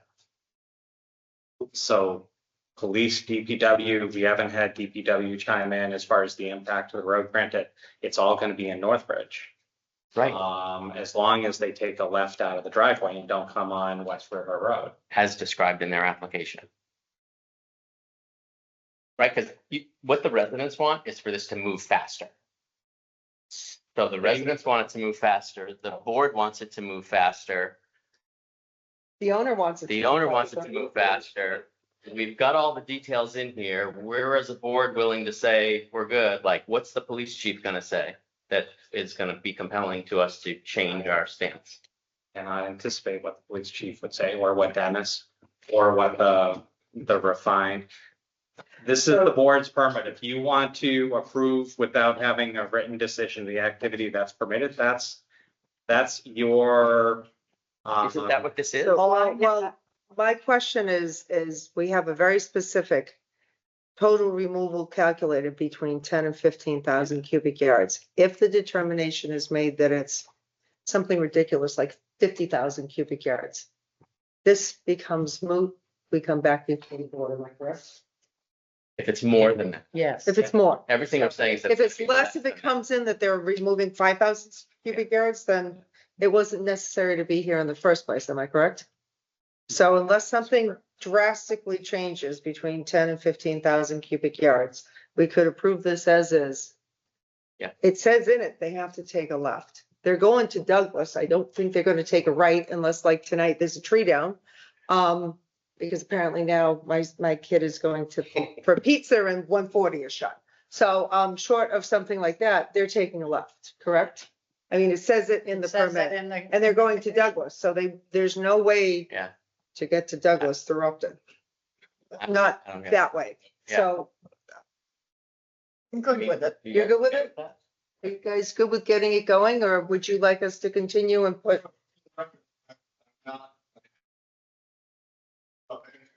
I'm just curious, like any other person, as to what's going on, see lots of materials, lots of pursuit, what's going on, how long it's gonna take. I'm looking forward to it being completed in a beautiful piece of property, quite frankly. And I'm not here in any position to try to hinder progress, so I just want to see it. Okay. Yeah. And I see you nodding. You'd like it done? Yes. So that's our public So comment. I That's the think, board's position. okay, do I hear a motion? Well, we gotta move to Are we close the to close the hearing. public hearing? Does anyone from the public have any further comments? Or Brett? The only other thing I would add is that my intent would be to approve the permit with the decision as outlined in the project narrative. And so as long as whatever's done complies with what's described in the project narrative, then the permit covers it. I mean, that. Me. Sounds good. All right, so do I hear a motion to close the public hearing? Make a motion to close the public hearing? Oh, second. All in favor? Aye. Hearing is closed. Brett, would you like to make a motion? I'm gonna try. Oh, good. Let's see. So we close the staff. So am I moving that the board votes to close the hearing, which we did, and direct staff to prepare a decision? I would propose the following so that at least we stay within the bylaw. Yeah. That the board direct the town manager to prepare a written permit containing the information that was submitted as part of the application. Perfect. I move that the board vote to approve the permit and direct the staff to prepare a decision which outlines and follows the information outlined in the project proposal attached to the meeting packet. Second. All in favor? Aye. Unanimous. Congratulations. Thank you very much. You're welcome. Thank you for coming tonight. We Thank you. appreciate it. Everyone, thank you for coming. Sorry, staff. Don't like to do that at all. Okay, so we'll go backwards now to acceptance of a donation from PSS. You want to have that again? I know it's not sensitive. I only think it is. Have a good night. Thank you Thank for you for coming. coming. I go back to 4A, Yeah. acceptance. Scrolling up here. Yeah, I know. Okay. Oh, here. It's tough. We only think we know where we are in these. For those at home, we leave our packages online and so we're scrolling through 107 pages online. So that's why Got it. sometimes we're lost. We're here. All right. You got it? I got it. This is the acceptance of the donation for the Upton Community Center Food Pantry. Second. Oh, sorry, let me make the Yeah, motion. do the rest of it. I will just go. All right, I move that the Yeah. select board vote pursuant to Mass General Law, Chapter 44, Section 53A, to accept donation to the Town of Upton Department of Elder and Social Services of $100 from Upton resident Kathleen Kelly to support the UCC Food Pantry. Second. All in favor? Aye. Unanimous. Thank you, Miss Kelly. Very generous. Okay. Execution 4B, execution of town election warrant. Denise, is she still online? I saw she was. No, I don't, Or you we can- can handle it, so, Okay. you have it. Have it. Warrant. You had the ballot questions, so all we need to do is vote to election ballot. The election ballot. Okay. Okay. I move that the board vote to execute the 2025 annual town election ballot. I second. All in favor? Aye. Unanimous. And then the sale of the affordable unit waiver of right of first refusal. Michael, thanks. Good evening. Like anything else, right here from UC Special Services. So, we did this very recently. It was another one, stand development. I think it was 8 CS Circle. So the, it's EO HLC, Housing Limited, HCD is the monitoring agent for these. And so as such, the formal process is that the owner of the unit who is intending on selling the unit notifies the town and the monitoring agent, which they've done. And the monitoring agent just looks for official action from the town tonight for certification of the maximum resale price. I'm not sure if it's in your documents, but I have it right here, which is $212,000, $212,954,000. That is a number that is often set by Housing Workable Communities that's tied to the 30% of HUD affordable homes, right? So that number is good. That's provided by them. So you just want to, if in your motion tonight, you just make a motion to find that that's acceptable price for resale per unit. And then the more important thing, which is that there is a universal deed rider on this unit as well as all the other affordable units within this development. So there is no risk to losing this as an affordable unit from the town's essential. So, you know, with that information, I expect that you wouldn't want to buy it. So, but It's there in perpetuity. yeah, obviously, and I do have a copy of that deed on record, but obviously that's entirely up to the select board whether or not you would want to exercise your first right of refusal. That's why this. Is that an over 55 unit or is it because it's under the affordable? Is it anyone can? Lottery. 55 community. I don't So know. all the units must be 55 plus, even Yeah. even the affordable ones fall under that criteria. It's an interesting question. I mean, I would just make the assumption that It would wasn't be the 55 it plus, wasn't but- the 40B development that is my understanding is that Just- these units were made affordable through that development process. Okay. Somebody had asked me about it and I Yeah. said, I don't know. You know, can a young family move into an over 55 if they qualify for the affordable, or is it just offered to those over 55 who need a place to live?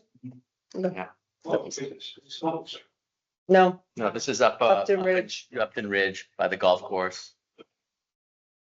Yeah, like where Fairway Drive is, Caden Court, up the top of the hill.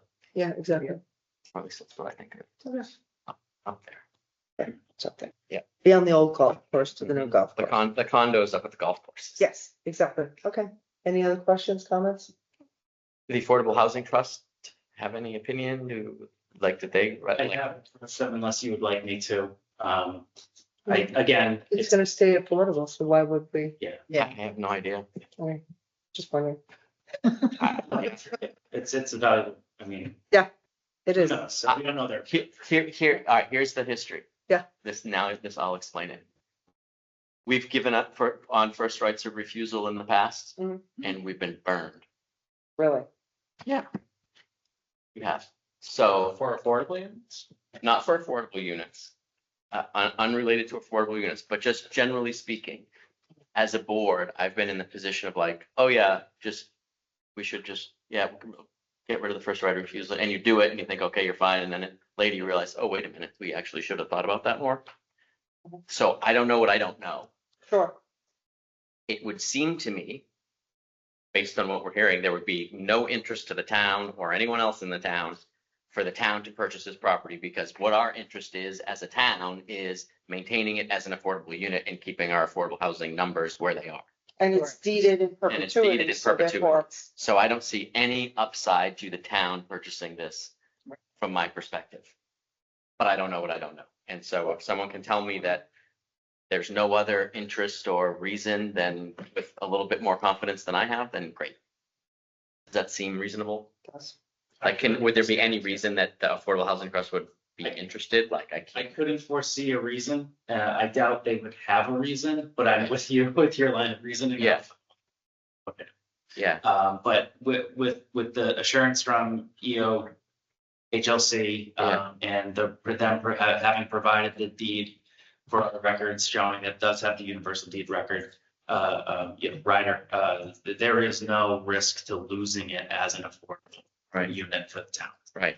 But is there any upside to the Affordable Housing Trust having its own inventory of affordable housing as opposed to? Interesting question. Not, like, I don't know what the rules are governing an effective affordable housing trust. Like, does it benefit them in some way to access a pool of money that's available that, like, it's just part of their charter? Like, your job is to accumulate some degree of affordable housing in the interest of the town as a outcome. I just don't know.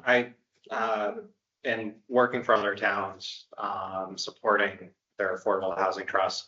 Affordable housing trusts are designed to create and then sell off or come to agreements with private developers to then support them building units. Got it. Increase, not If we were a housing authority yeah. that then wanted to rent that out, that would be different. Got it. The Affordable Housing Trust, the first thing they would do, if this was a unit that then was at risk of flipping to market. Got it. That's when you would exercise the right of first refusal. Yeah. And then we would go and we would do a lottery. Yeah. To make sure. To then yeah. make sure that an eligible person purchases to make sure it stayed in. And then transfer ownership, like not hold. There's no buying. There's no concept of buying and holding as a trust. And so we then would be probably contracting with yeah. Executive Office of Livable Communities yeah. to then be the monitoring agent, which then basically we just would be sending that unit back to them yeah. to sort of do the same thing they're doing here. Already. And because the master, it's already, it can only be an affordable. Yeah. It stays unoccupied until they find someone to match it with. So that answers my question.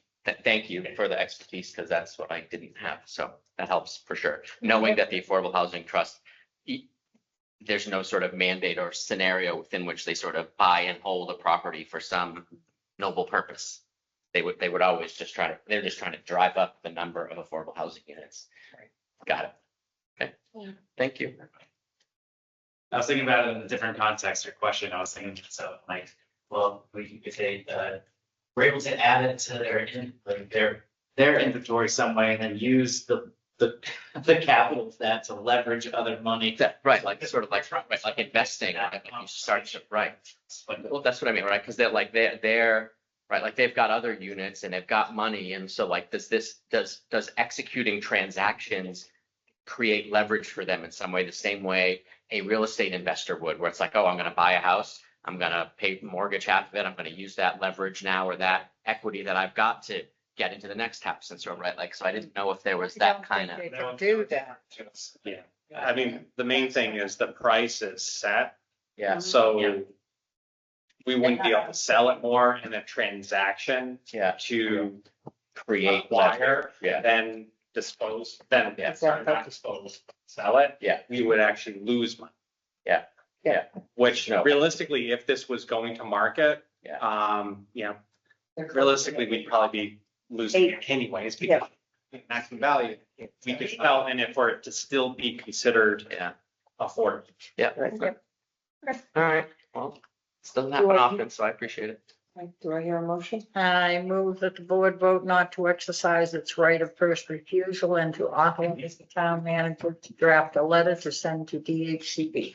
The motion. All in favor? Aye. Thought you wanted to know. You want the amount Oh, of yes, just, if everyone has a It's- handout of a model letter from 32 Sienna Circle at $212,954.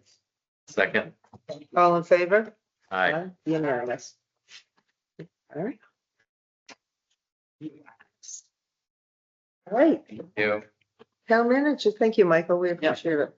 Town manager report. Thank you. I'll be quickly since, you have some people waiting. Wanted to give you an update on various projects that are going on. Working with DPW director and our project OPM for the DPW building, project. We've advertised for designer services. That is gonna be, due, mid-May. That will allow for the committee to retain a designer to move forward with those design plans for addition and renovation of the DPW facility. Also, we have a RFP on the street for town council services. That's going to be due May 2nd. RFQ, right? Not RFP. You know, No, you don't. And we're expressly stating within that we're following this, but it's no requirement to follow 30B. So that's on the street. Once we get responses in, then we'll work with the board to do sort of like a pre-selection and then invite people to interview. The FY26 budget recommendation from Finance Committee, that is now complete. It's been sent to the printers. Once the board executes the annual town meeting warrant, we have this all set to go live on the website. I'll do that before leaving.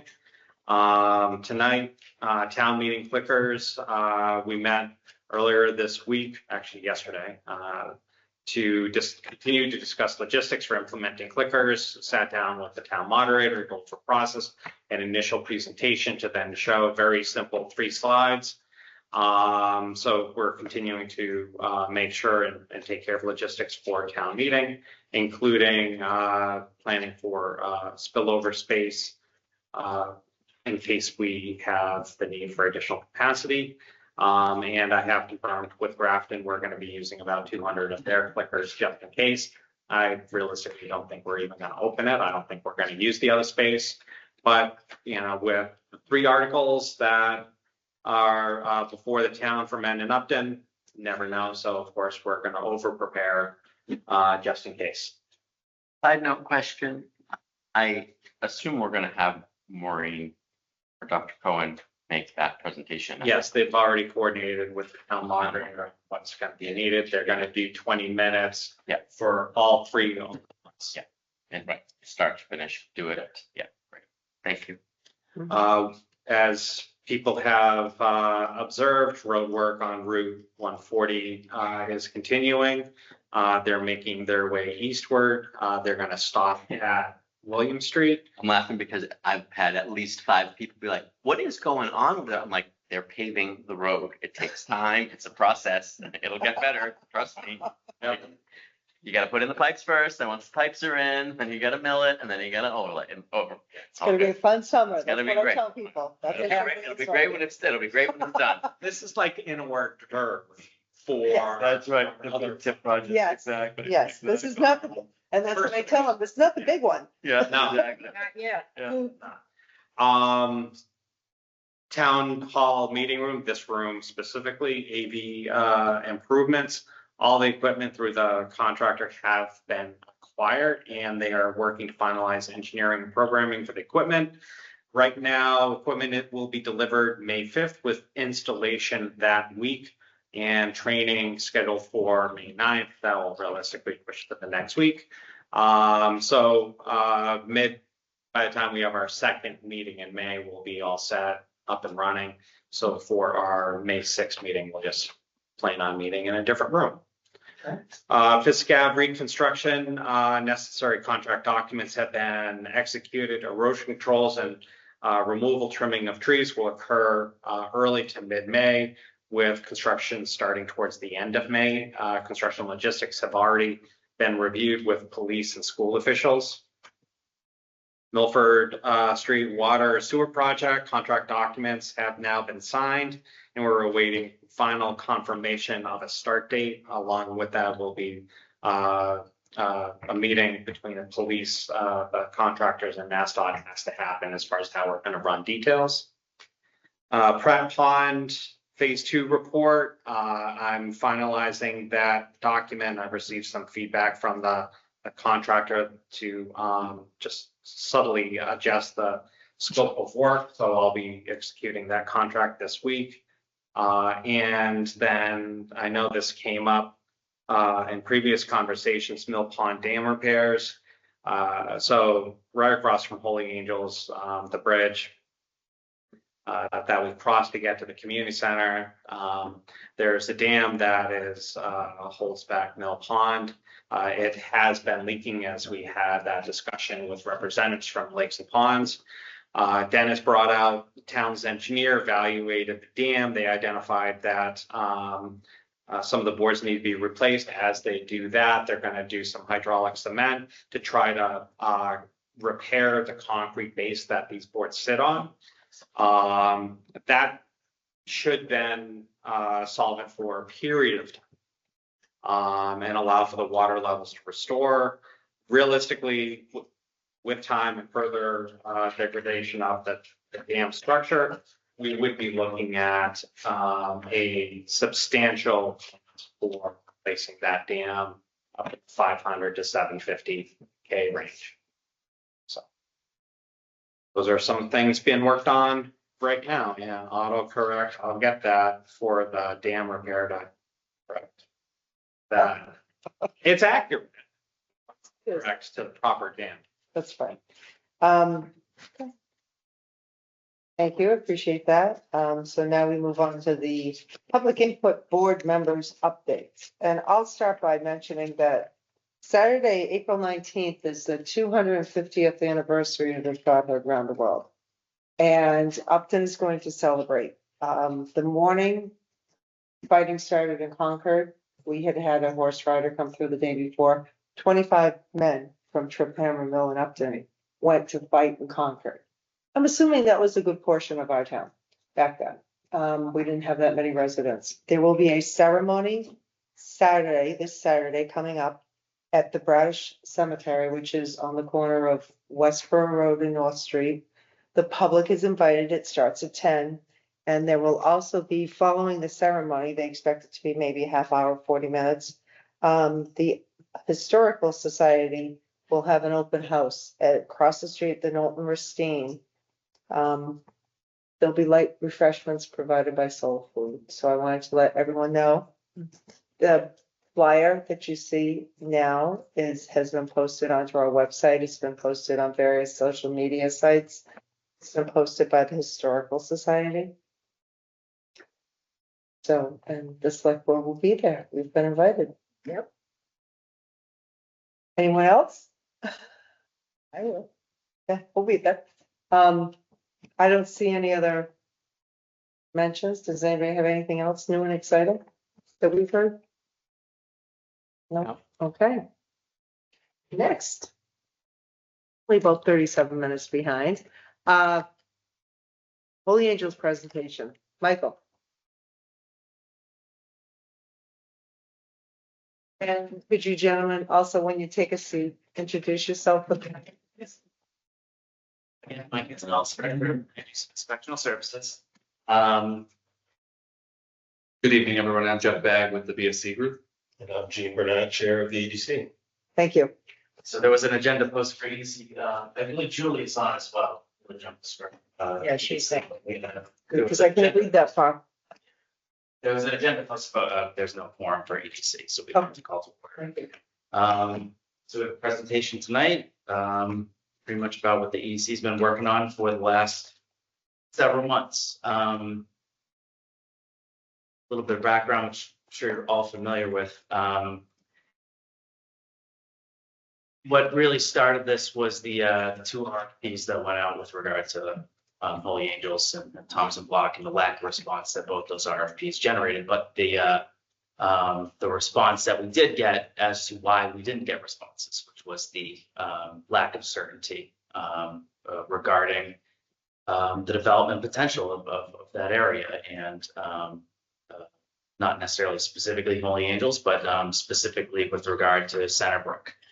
So this has been a practice that the EDC has been going through with BSC Group.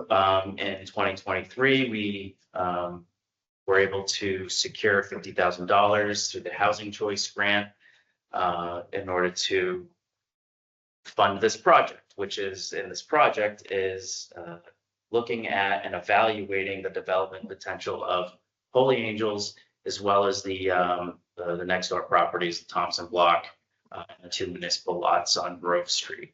And so these concepts that have been refined through conversations with Jeff and the EDC present a path forward to show that something is feasible over there, and that something, whatever it may be, as a result of the final product that will be receiving from BSC Group, will be a full-out permitting analysis of what it will take to achieve one of those concepts. And I just want to emphasize for clarity, these are concepts. Obviously, you tonight are not committing yourselves or the town any which way to any of these concepts. They are, in fact, concepts. The EDC worked hard on them. Jeff worked hard on them to bring something forward, to bring some sort of vision to the future of that corner of town in the general context of the 2019 revitalization downtown report that Dodson Clinker had done. So obviously, the concepts board tonight do not reflect that revisioning specifically, because it didn't envision really these scenarios, and things have changed, such as the community center is where it is in that plan. It was envisioned, I believe it was envisioned with overhead or steam. What? Where the brewery is, yeah. So things have moved, things have changed, but attempting to operate within the spirit of that visioning plan to identify how to invest into this area and create a livable, walkable community that invites residents and beyond. For your review, though, I did provide a letter that summarizes. So with that, I'll hand it over to Jeff to provide the presentation, and then Jean, as our chair, EDC chair, will close us out. Thank you. Great. Thank you, Michael. Thank you again for having me. Again, my name is Jeff Bagg. I'm a senior planner with the BSC Group. We're a multidisciplinary firm out of Worcester, and we've been working on this project since the fall. Before you switch to the slides, I'm sure all of you are familiar, but the image on the screen is the Holy Angels Church building, and adjacent to that is the Thompson Block. And so that is really key for our study area. And then it goes down, as Michael said, down Grove Street. Next slide. Sorry to interrupt you for 1 second. Can we just go back to that slide? Imagine that view without all those utility wires. Just saying. I think you have Detroit. That's my name. Between It's like. utility wires and the bright yellow. Ever since Jersey that areas. conversation happened at the board. I know. Sorry. You can't It's a long standing. see it. Sorry. It's okay. The returns are kicking in. I have a few slides to kind of give a context to our project, and then we'll get to some interesting and fun concepts to walk through. As Michael said, this was funded by a grant. The Housing Choice is a program through the Commonwealth that really looks to promote housing, to explore properties, to do this kind of either early planning phase, middle planning phase, or due diligence to get properties ready for housing in some way, shape, or form. The Economic Development Committee has been sort of the sounding board for this project. Really want to thank Jean, and Julie and the other members. I've probably been at that committee 4 or 5 times over the past several months, just to bring them along, make sure that we're getting guidance and input from that committee. And one thing that's not on the slide, but tonight is information for the select board. There's no formal action being taken. And then the product at the end of this, before the end of June, will be a report. So a document that we really see not living on a shelf. There's so much activity going on in this area that this will be a guiding document that the town can use moving forward. And so that'll be available. And I think the slides are in the packet. Yes. Probably available as well. Really important to just note that we're building off of prior effort. Super commendable how much time, effort, and money that the town has invested into this area. And I would say anecdotally, it's not time to give up. It's time to double down and make sure you continue, because there's so much momentum. As Michael described it, the 2019 Town Center Vision Plan really is a great resource. It's valuable for everybody to use as a document.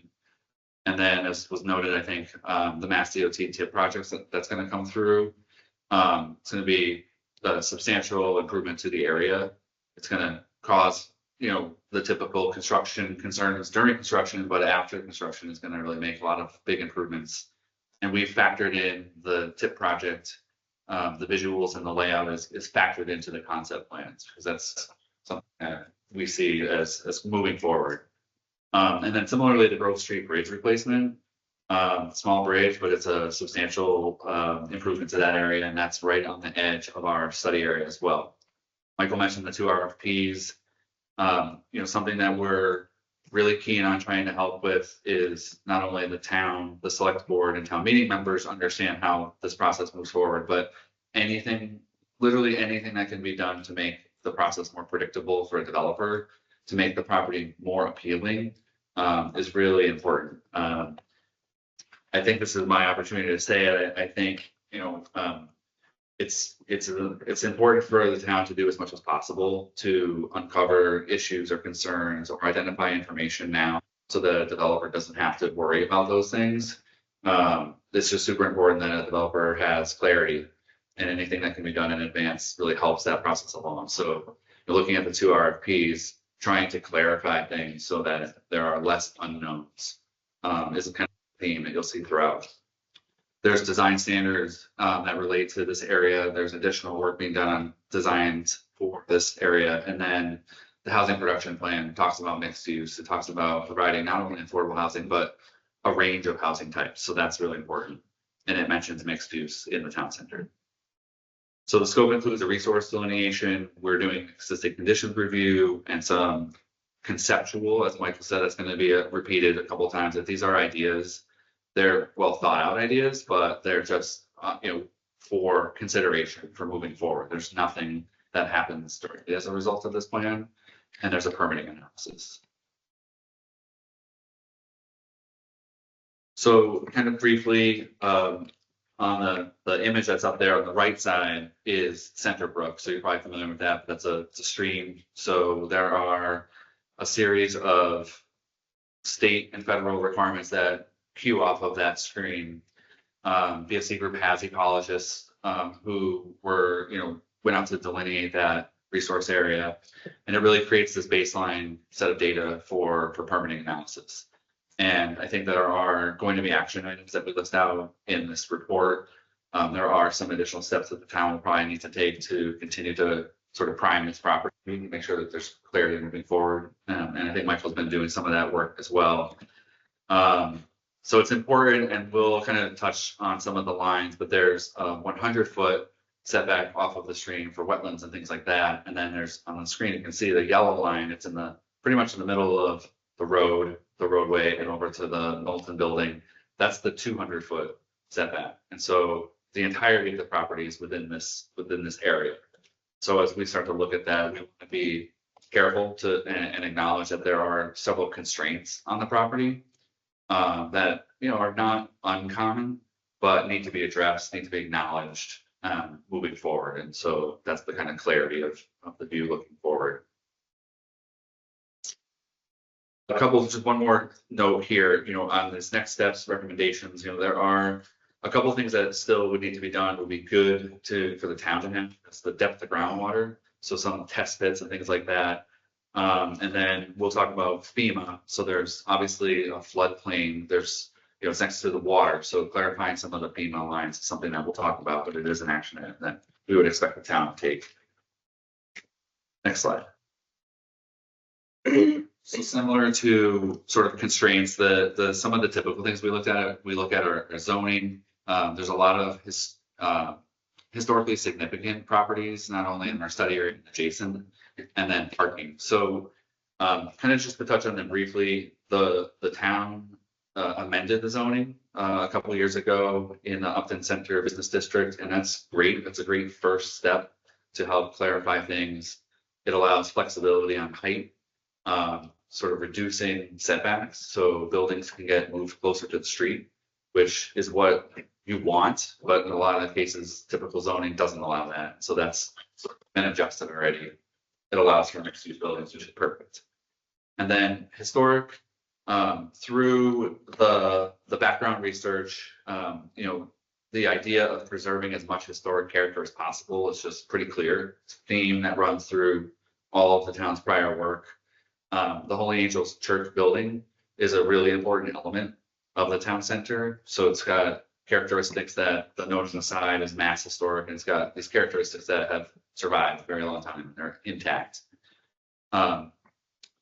Conversely, the Thompson block, which is adjacent to it, is old, and it is a certain type of building, but it's not necessarily as historically significant as the church building.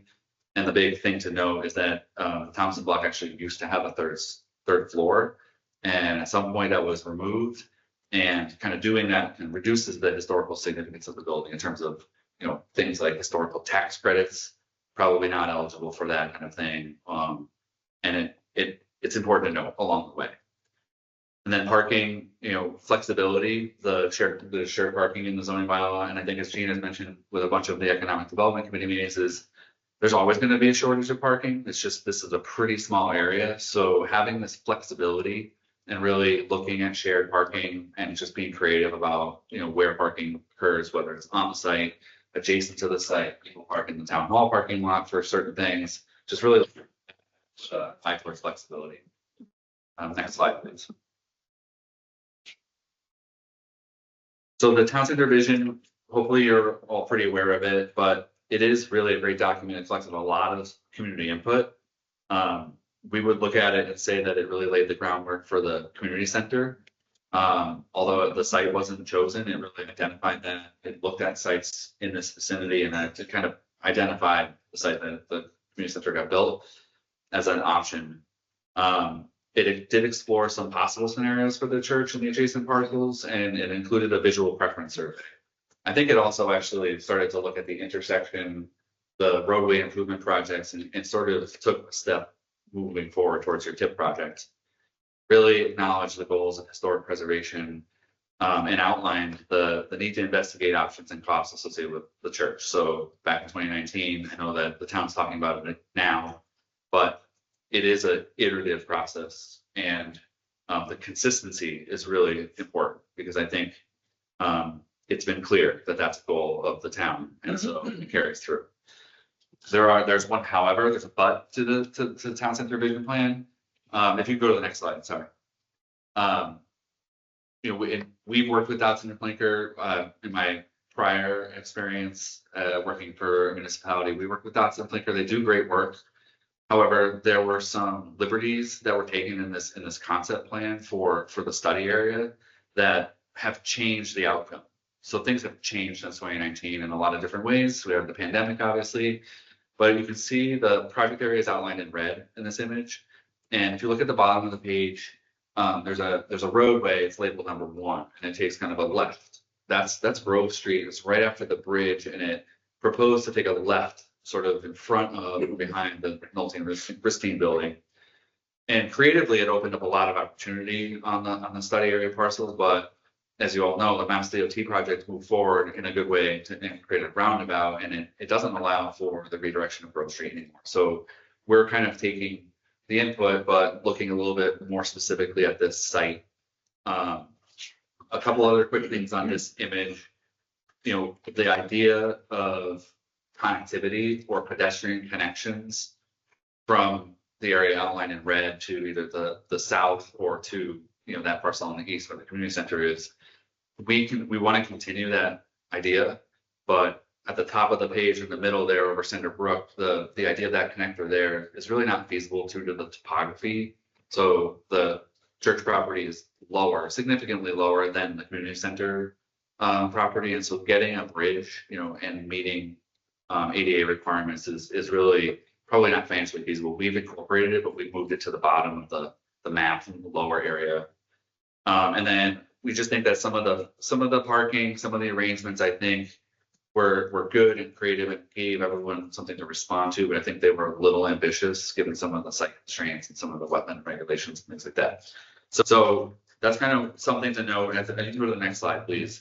As we move forward, we did have a couple really important themes, sort of these core ideas that came through from the Economic Development Committee, through planning staff, and through these documents is this idea of mixed use. So just for clarity, it's commercial, retail, active uses on the first floor, and then residential above. And in general for our project, and we don't really have drawings like this. We don't have a picture of a building, but in general, we're talking about 2 or 2.5 stories is what we're envisioning. The zoning allows up to 3 stories. But you know, we're kind of in this spot where if you go up in stories, you are increasing the parking requirement. And so kind of going back and forth with what the site will actually provide. We're sticking with 2 stories. So these are images. The left is the church and the Thompson block. And the graphic below that one just talks a lot about how you're bringing the buildings up to the street front. You have an active sidewalk area and parking behind. And then this graphic, these are from the town of Dedham, actually has on the graphic on the left talks about an additional amenity, this trail, this idea of access. And so that really is something that we carry through our concepts here because the idea of trail along Center Brook is incorporated in the concepts.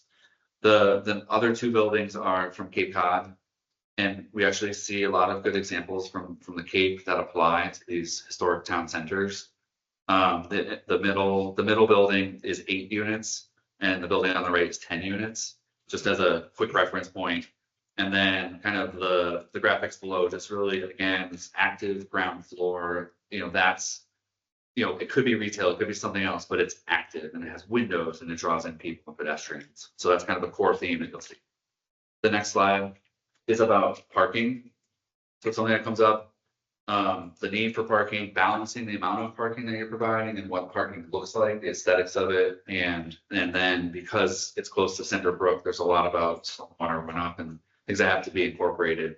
The image in the upper left is the Grove Street parking lot, and then the image below that is an example of bioswale, and so this is a way to collect stormwater, and it actually is a great image that we're going to continue to include in this report because if you imagined the lower left, if you imagine that being Grove Street, you have the Grove Street on the right, you have a sidewalk, you have the drainage swale, and you have the parking. So that is a theme that we want to incorporate in terms of this low impact. And then the parking lot diagram on the right is in the city of East Hampton. And so they have a green infrastructure master plan that talks about all these ways to not lose too much parking, but provide these amenities. So this has some landscaping, it has sidewalks, and it has the way to capture stormwater runoff. So those are, again, our themes that we're trying to build into the concept plans.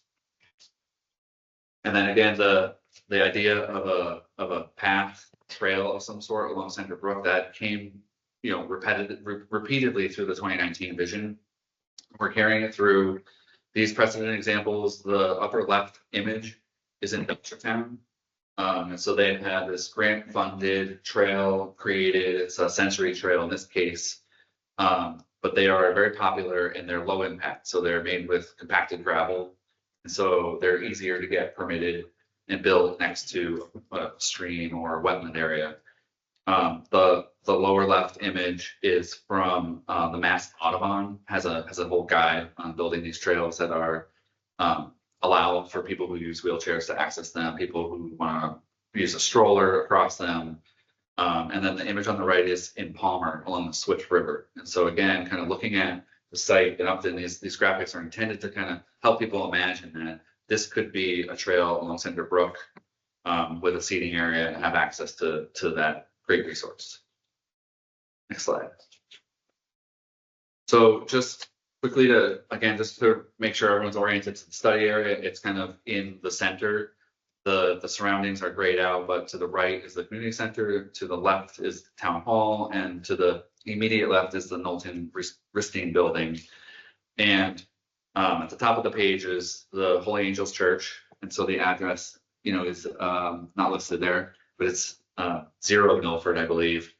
And then Thompson Block is 1 Milford Street. And so that's the building adjacent to the church. The parking lot where you can see the picture of cars parked, that's the town parking lot. And then below that is 0 Grove Street. So that's a parcel that the town acquired. Town actually acquired that after the 2019 vision plan. So it's another thing that wasn't a factor back then, but it is now. Center Brook runs along the right. And so I just wanted to harp on that for a moment, because as we move into, I have one more slide, but as we move into the concept plan, so that they're all oriented the same way. So the Holy Angels Church will be on the top, and then the Grove Street will be on the left. So as we move forward, that'll be good for orientation. A lot of stuff on this slide, but basically we're going to present four general concepts: A, B, C, and D. And A, ended up being something that had a lot of preferences, a lot of positive elements in terms of the Economic Development Committee. And what it shows is the preservation of the church with the this is being positive and forward thinking. This includes the demolition of the Thompson Block and then a new set of buildings. And so we'll run through that, but there's 2 new buildings that would be proposed, and we're talking about number of units I'll cover on the next slide. And so concept B, is a little bit more, it's anticipating all of these concepts. Let me start again. All of these concepts anticipate a bunch of different scenarios. And so no one can predict the future. And so these are pieces of the puzzle that might be rearranged in the future as the town gathers more information and hears more about costs for certain things. These scenarios might change priority levels, but so they're kind of mixed and matched. Concept B shows the demolition of both buildings, the Holy Angels Church and the Thompson Block. And it creates a series of 2 new buildings and some associated parking. And then concept 3 preserves the church and does include the demolition of the Thompson Block with only 1 new building being proposed. And then concept D is a little bit more modest. It includes preservation of the church. The Thompson Block stays as is, and there's some changes to the town-owned parking lot. So that's kind of an overview. We'll get to the slides. I think, Joe, if you would change to the next one. Thank you. So concept A, as we discussed, keeps the Holy Angels Church in place and intact, and shows a new building being built where the Thompson Block is. And I know the text is small. The new buildings are shown in orange, and we're using what we would call a footprint size. So just the size of the overall print of the building. This is not overall square footage, but that's about 5,200 square feet of a new building. And then coming down Grove Street shows a 4,500 square foot building fronting along Grove Street. So that goes back to that mixed use idea of putting these buildings up front along the street. There'd be a sidewalk. And so for local scale, I believe the 4,500 square foot building is of like 145 West Main Street, the apartment building, about that size. I think that's good. And I think that's something that we can give reference to in the report, and the final product is kind of giving some reference to scale. Just to help visualize. Yes, and it's very difficult for people to. What building is that? Loviser's 48 unit apartment building on is it West Main Street technically, and in West Upton. Well, it's not 149 Main. 149. Oh, okay, gotcha. Yeah, gotcha. But only 2 stories. Yeah, right. 2 stories. Yeah, well, I'm talking about. But that size building. Footprints. Yeah. The footprint is about the same as that. Yes. Gotcha. About a story lower. Exactly. Okay. Right, yeah, and I'm not familiar with, is that 3-story building? Is that? Yeah, it's at least 3. Yeah, for this concept, they're 2 stories. So I think that's good to just reiterate, just make sure that that's repeated a couple times. But the building next to the church, tentatively, sort of conceptually, that would be 5 apartments on the 2nd floor. And, generally speaking, it could be 2 commercial spaces. And all of these are sort of mix and match. This is really something that would become more clear as a developer might look at these, they might change that first building to 3 commercial units, just a little bit smaller. And then the building along Grove Street, is anticipated to be about 4 apartments. And in this case, we were kind of mapping that out as 3 commercial spaces, kind of showing a smaller scale of that. So, this is kind of a modest, this would be 9 or 10 apartments and either sort of 4 or 5 commercial spaces that could be kind of created here to really help fulfill some of the visioning that happened in 2019 to make this more vibrant, more activity, more places to bring people to the downtown. And then the parking behind provides access to all those businesses in the units. Conceptually, this arrangement allows for shared parking amongst all these uses and could potentially provide some parking for the church that were to become activated, some type of use. This parking arrangement, the ideal scenario would be that the parking would be shared.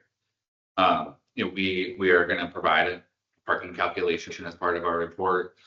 Nothing will ever provide all the parking that's statutorily required. The zoning always, I think, generally always requires more parking. And so, just activating the church has a kind of a high number of parking spaces that are required. But I think through the permitting process and through discussions with the planning board and other groups, I think the idea of shared parking would really allow sort of the mixed use concept and the church to be working together. And then on this image, you can see along Center Brook, we're incorporating an ADA trail. And so that sort of runs throughout all the concept plans, different versions. But this would be accessed along the new Mass DOT TIP project. And there's a monument up there and there's a historic significance. So you could bring people through this trail and you have interpretive signs and things like that. And throughout this image, there's stormwater management features, sidewalks, and then the main entrance to this sort of redevelopment concept is down at the bottom of the page by Center Brook. So there's a lot going on in here, but we've been talking to the Economic Development Committee. They've seen this several times, so I understand it's like we're seeing this for the first time. That's concept A. And concept B, if you would switch, is similar, but it's substantially different in certain ways. So again, this one shows that both the church and the Thompson block are removed. They're demolished and they're reconstructed as something new. In this case, the footprint that's shown is 9,500 square feet of a mixed use building. That's kind of the concept that we're running through. And then that same building that we showed on concept A is shown again on Grove Street. And I think what Michael has said about the other one, 9,500 square feet, I think for size comparison, we're looking at the community center. It's smaller than the community center in terms of the footprint of the building, but I think we'll work on trying to find something that's comparable, something that helps someone visualize what that actually looks like in terms of a footprint. And then the same kind of configuration with parking behind, sidewalks throughout, the nature trail runs along the perimeter along Center Brook. And then I didn't mention it on the other one, concept A, but at the very bottom on the right is this conceptual pedestrian connection to the back of the community center property. This note is long, but it says that this is really would require some additional study and really some feasibility. That idea of a pedestrian connection over there is a project unto itself. There's a lot of design and engineering work that would need to go into that, but that seems much more viable. It's a lower lying area, and you could swoop up to, along the back of the senior center and come up in between it and the BFW. So that's an important element. We're not scoped to figure all that out, but it is something that we're carrying through from the 2019 plan. Great, next one. And actually, could you go back 1 second? So actually, the upper building, goes up in numbers slightly. So what we would anticipate is that that larger building would be 9 or 10 apartments and could be 4 commercial spaces. And then the building on Grove Street would be 4 apartments and 3 commercial spaces. So you're increasing the number of units by several. But I think because of the mixed use arrangement, it's not a tremendous amount of units, but it's important, it's sort of right size for this part of the town center. So concept C goes back to kind of maintaining the church. I am, aware that the town is having a lot of discussions about the race in the church. And I think, again, in terms of, predictability for anyone to look at a building like that, doing some of the additional due diligence, I know it's at a cost, but I think if the town's not going to be completing some of that due diligence, a developer would have to. And sometimes the developers will not want to invest in kicking the tires on something. They would much prefer having some of that information available. It makes it much more enticing for a developer to look at a property like the church. All throughout the plans, we're showing revitalization of the accessible walkways of the church. We're not an architectural firm. That is something that I think, your next kind of look at the church will look at ADA access to it. But for this purpose, access from the top of Milford Street, is straight on to the main floor, and it does go down to the basement floor. And what we're envisioning is a potential scenario where you could bring, handicapped access from the lower level up the ramp. And then I think one of the big questions that I understand the town's looking at is whether or not an elevator would actually be required for the church. But I think that would kind of be positioned at the back. That's what we would anticipate. Elevator be positioned at the back, and this arrangement has this brown area in the back is kind of like a plaza, an outdoor space that could be utilized if you're having, an active use in the church, outdoor space, a landing area for people to gather and then go in via an elevator or a ramp. And then in place of the Thompson block is kind of maintaining that size building, 5,200 square feet, 2-story building, code compliant, mixed use. And then one of the things that we will have throughout the report is this theme about anything new that's built would have to be architecturally significant. It would have to be responsive to the buildings that are in the town center, and it have to be, carefully designed. And that's something that can either be done through regulation or done through an RFP. And then in the lower area, this area shows the most parking in terms of sort of one lot. We did get some feedback that, that's a lot of parking. It's not as impressive or visually pleasing as some of the other scenarios, but it is kind of realistic in that the town has control over most of that area. That's the existing town parking lot in the 0 Grove Street area. And so we wanted to run some scenarios that kind of have some of the ownership patterns in mind. So again, concept D is the last one that we'll go through. And if you start at the top of the page, it shows the church, presumably has some kind of active use. Our project looked back at there was a permit issued for the church back in 2015 that had it converted into 3 housing units. And the parking was actually in the basement. And I think, we kind of scratched the surface on this. We think that looking at the church in terms of residential, if you're lucky, you might yield 3 more units out of the basement for a total of 6. But we had some questions about the viability of putting units in the basement of the church. So we're kind of looking at 3 to 6 dwelling units for the church, or as the ongoing discussions are, maybe some kind of active use. And initially, we're kind of skipping over the Thompson block and going down to the town hall parking lot, where you see the number 11 in that parking lot. That's the existing parking lot. And we incorporated the roundabout improvements. And one thing that we are noting is that just by doing the roundabout, that lot will actually be reduced in size by 3 parking spaces. So you can kind of see under this graphic are some 3 cars parked right along Grove Street.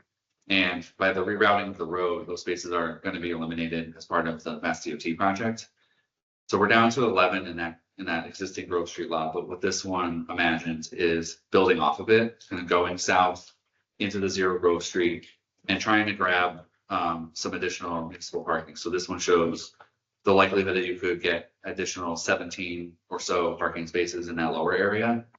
And that would bring, the total up to 28 municipal parking spaces that are sort of fully code compliant, meeting, design standards, providing for handicapped accessibility, and then the stormwater runoff and the stormwater management, systems that are going to be required if the town were to pursue something like this. So the rain garden is situated between Grove Street and the parking area.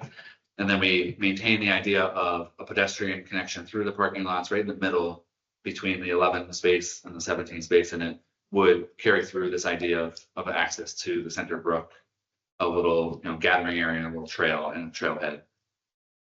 And then finally, one of the things that we were asked to look at, and it's kind of, it's all this is conceptual, but this is more conceptual in nature. The 9 parking spaces that runs off of the town lot behind the Thompson block was just to show that, if the church space became active and there was progress moving the church forward, but no progress on the Thompson block, for example, for several years, and the town wanted to pursue parking, and that parking could support the church. And then, years later, or some other event happens and the Thompson block becomes available, or there's agreements, it is feasible to extend additional parking behind the Thompson block.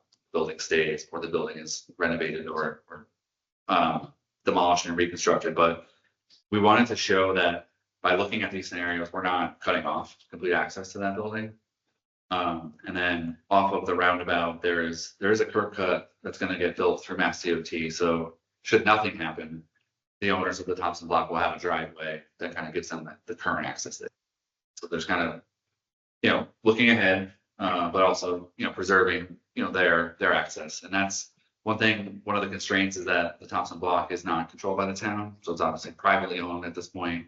So scenario D has some importance to look at, because if nothing can really be moved forward with the Thompson block, we want to be able to support something that has the church become active and provide some improvements to the town parking lot.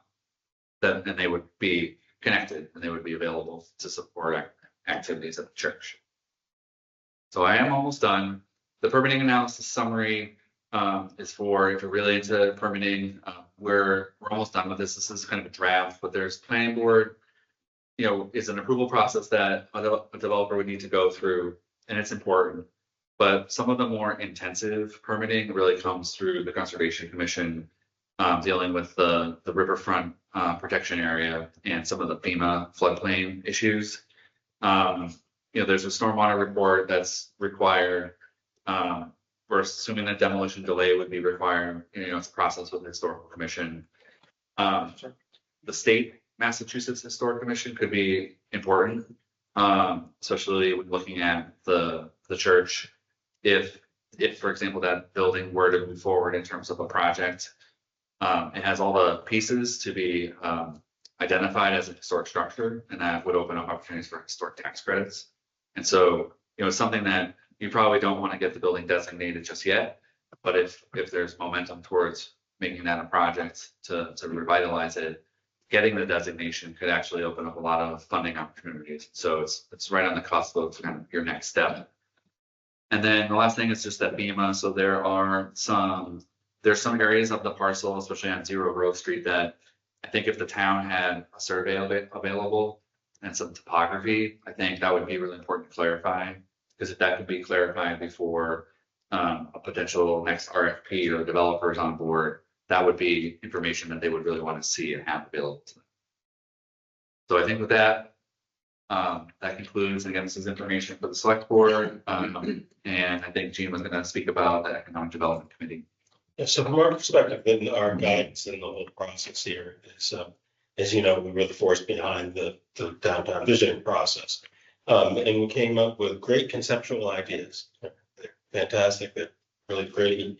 They galvanized a lot of people into thinking something nice could be built down here, but they're conceptual, not actionable. And I think in this process, what we really wanted to focus on is conceptual, but actionable. And as you saw, the various different iterations of the designs that Jim's come up with, the context of our response to those is what could actually be done. The church, frankly, is an impediment to taking action downtown because we keep on going round and round on how much it's going to cost, who's going to do something. It's just keeps us from moving forward in making positive change on the ground in the downtown area. So we have parking lots that are unattractive, non-compliant with environmental regulations, don't highlight the natural assets of the downtown area that were the focus of a lot of the work that was done in the visioning process. Yet we control those in a lot of ways, and we're not doing anything about it. And the gravel parking lot, same thing.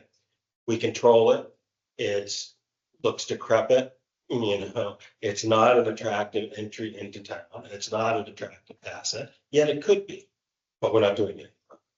We have the area behind the church, behind the Thompson block, that are constrained environmentally by the river setback, right? So those aren't developable, but they could be vital amenities to the downtown area, either through parking, through a shared parking agreement, or through the park kind of concept that Jeff has presented. So we have opportunities to take action. We have conceptual drawings and conceptual ideas that are buildable, and we have pieces of property that we do control, or that we control through an environmental impediment to development. So what I think we're trying to focus on as we move this forward is to go to that next step. Let's take the pretty pictures and figure out how we get those pretty pictures transformed into benches along the brook, into, rain gardens that are compliant with current stormwater regulations in the parking lot, that give us daylighting opportunities to the brook all the way along it, that allow the future use of all of the concepts of the buildings that are there, no matter who owns them. Right? So where we come down and why there's several pictures there of the church not being there and the Thompson block not being there is that this is a community process. It's not we, the EDC, it's not a vested small group potentially or a large group of people that want to preserve the church. It's a community decision. So the community decision has to be informed by all the possibilities, not just a few. So that's why you see this. There was some discussion early on as maybe we shouldn't even have that in there because there was a strong preference for keeping the church. But that doesn't honestly have any integrity in presenting the option to the community, because what are our other options? How much is it going to cost to keep the church? How much is it impeding our other efforts, right, to do something good for the town downtown and what we do control? So I think an honest and transparent view of design options that are actually informed by a resource delineation, which has now been completed, by an ANRAD, which will be completed, which actually defines what can be done, with a parking analysis that actually says how many parking spaces can be built down there. And our best analysis, we didn't talk about that, but our best analysis is the maximum parking spaces that we can create in the downtown area that are compliant with environmental regulations and best practices is 39 spaces. That incorporates all of the things that you see.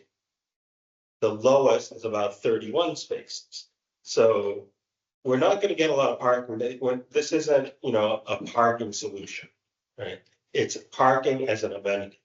So what we're trying to frame, what we can do as the EDC and what we can do as a town is really take action on parking as an amenity, making it a component of access to the brook, access to the playing fields that people use. We've all been downtown when it's a complete mess, when there's no connectivity between what's going on at the community center, what's going on at the VFW, what's going on at the church, what's going on at the town fair.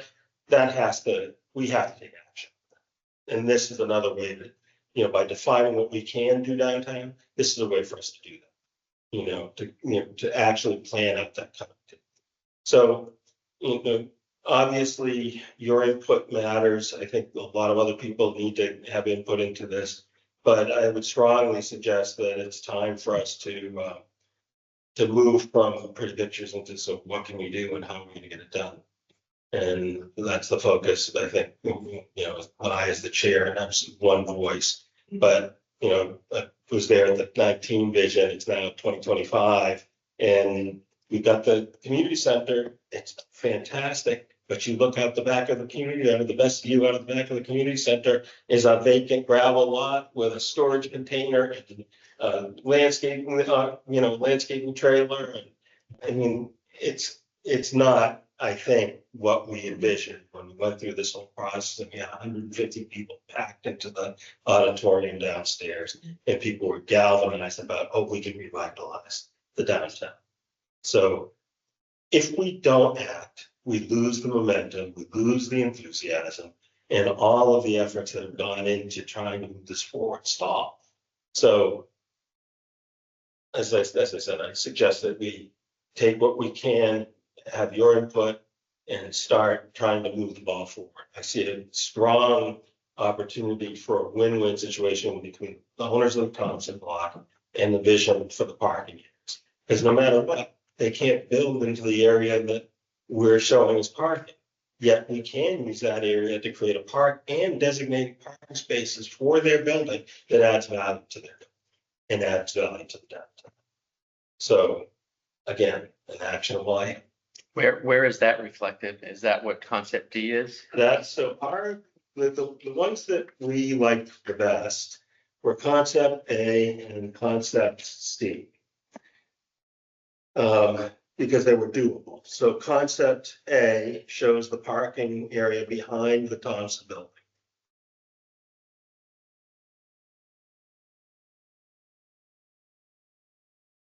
And I think, what was the spaces that yielded? It's 31, I think. C? Yeah. A was. A is 36. Yeah. Yeah. And C was 31. 31. So again, I think it's like I think C is 39. 39. So there, we gain a couple spaces by not having that building along Grove Street, but that building along Grove Street could be pretty, from what I understand of what the commercial market is for this area, for Starbucks, that's more than big enough for Starbucks. It's, double the size of the floor space of the standard Starbucks, and they have expressed interest in being in this area. Now, I don't necessarily know that's what, usually people want, but it does show you that a coffee shop is a viable, that's a viable tenant for that building.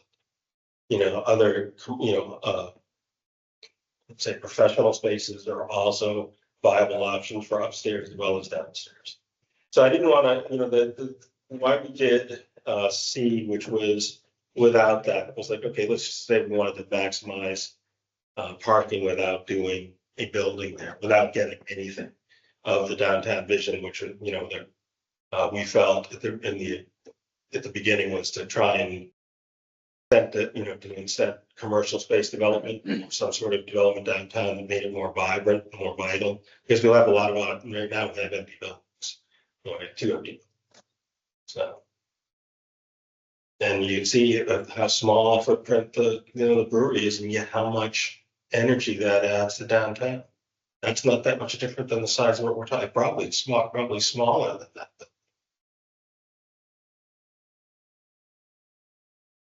So, if the board has any, if you've seen the concepts, if you want to provide comments as far as a preferred vision, that's fine. If not, that's fine too. If you want to provide critiques of what you've seen that can maybe be incorporated into a final product, we'd be happy to hear that as well. We're going to take any and all comments from you tonight. And if things can be reflected into these concepts for the final document that BSC is going to provide, that'd be great. If there are no comments like that, what we'll do is we'll proceed with basically what we have here tonight with the permitting analysis and get a final report with everything that Jeff's presented on. And what we'll do next is that'll just help us, the town, you, begin to start formulating next steps to maybe working towards another RFP, maybe discussing with maybe reaching out to developers with these concepts and discussing their interests and showing them that the town's working toward chipping away at the permitting, basically, as I've already begun with filing an ANRAD to the Conservation Commission. Worth noting that I have been in contact with Brenda Thompson regarding the Thompson property, and they're on board with what the town's proposing to do, at least with everything we've done so far. So she's reachable and can be is happy to discuss these matters. So that's we've been fortunate that she's very responsive to us since working with. Well, I'd like to thank you all for your work. And I do agree, conceptual versus viable is huge. That's really, and we may need to take it in pieces. But I do, it's huge to say conceptual versus viable. We are going to put forth at town meeting another structural integrity study. Do you know, Jean, not speaking for the committee, is that something you welcome, both of you? I mean, is that something? I think, look, you have to have a sense of the meeting. I get this, we've talked about this a lot. And if you don't, trying to preserve the church without going back and confirming with the community that they're willing to spend the money to preserve it is just stall. It's just stalling us from making positive change downtown. And as much as I personally love the church and want to see it there, I'm not the one that makes the decision. No. And the people that make it's the vote of the town. It's up to us if we really, and this I do think you have to do, if we really do see value in that church and we really do see value in the community center, there has to be a group of people that carry the water, right? That carry the water to town meeting, present it powerfully, say this is the potential. We're willing to bear the cost. Look at all the things that can happen here. And if the town meeting with all of that effort put into it says, I'm sorry, we're not on board, you have your answer. It just becomes an issue that's like, it's now been, when was that when that building was vacated almost 10 years ago? When they did all the stripping, more than 15 years. Yeah, so again, I love it. I mean, it's iconic. It's what, the town center is supposed to look like, but it's iconic and falling down and falling down unless we put significant. And then you have to present the real dollars. You have to present the opportunity and get people to jump on board. Yes.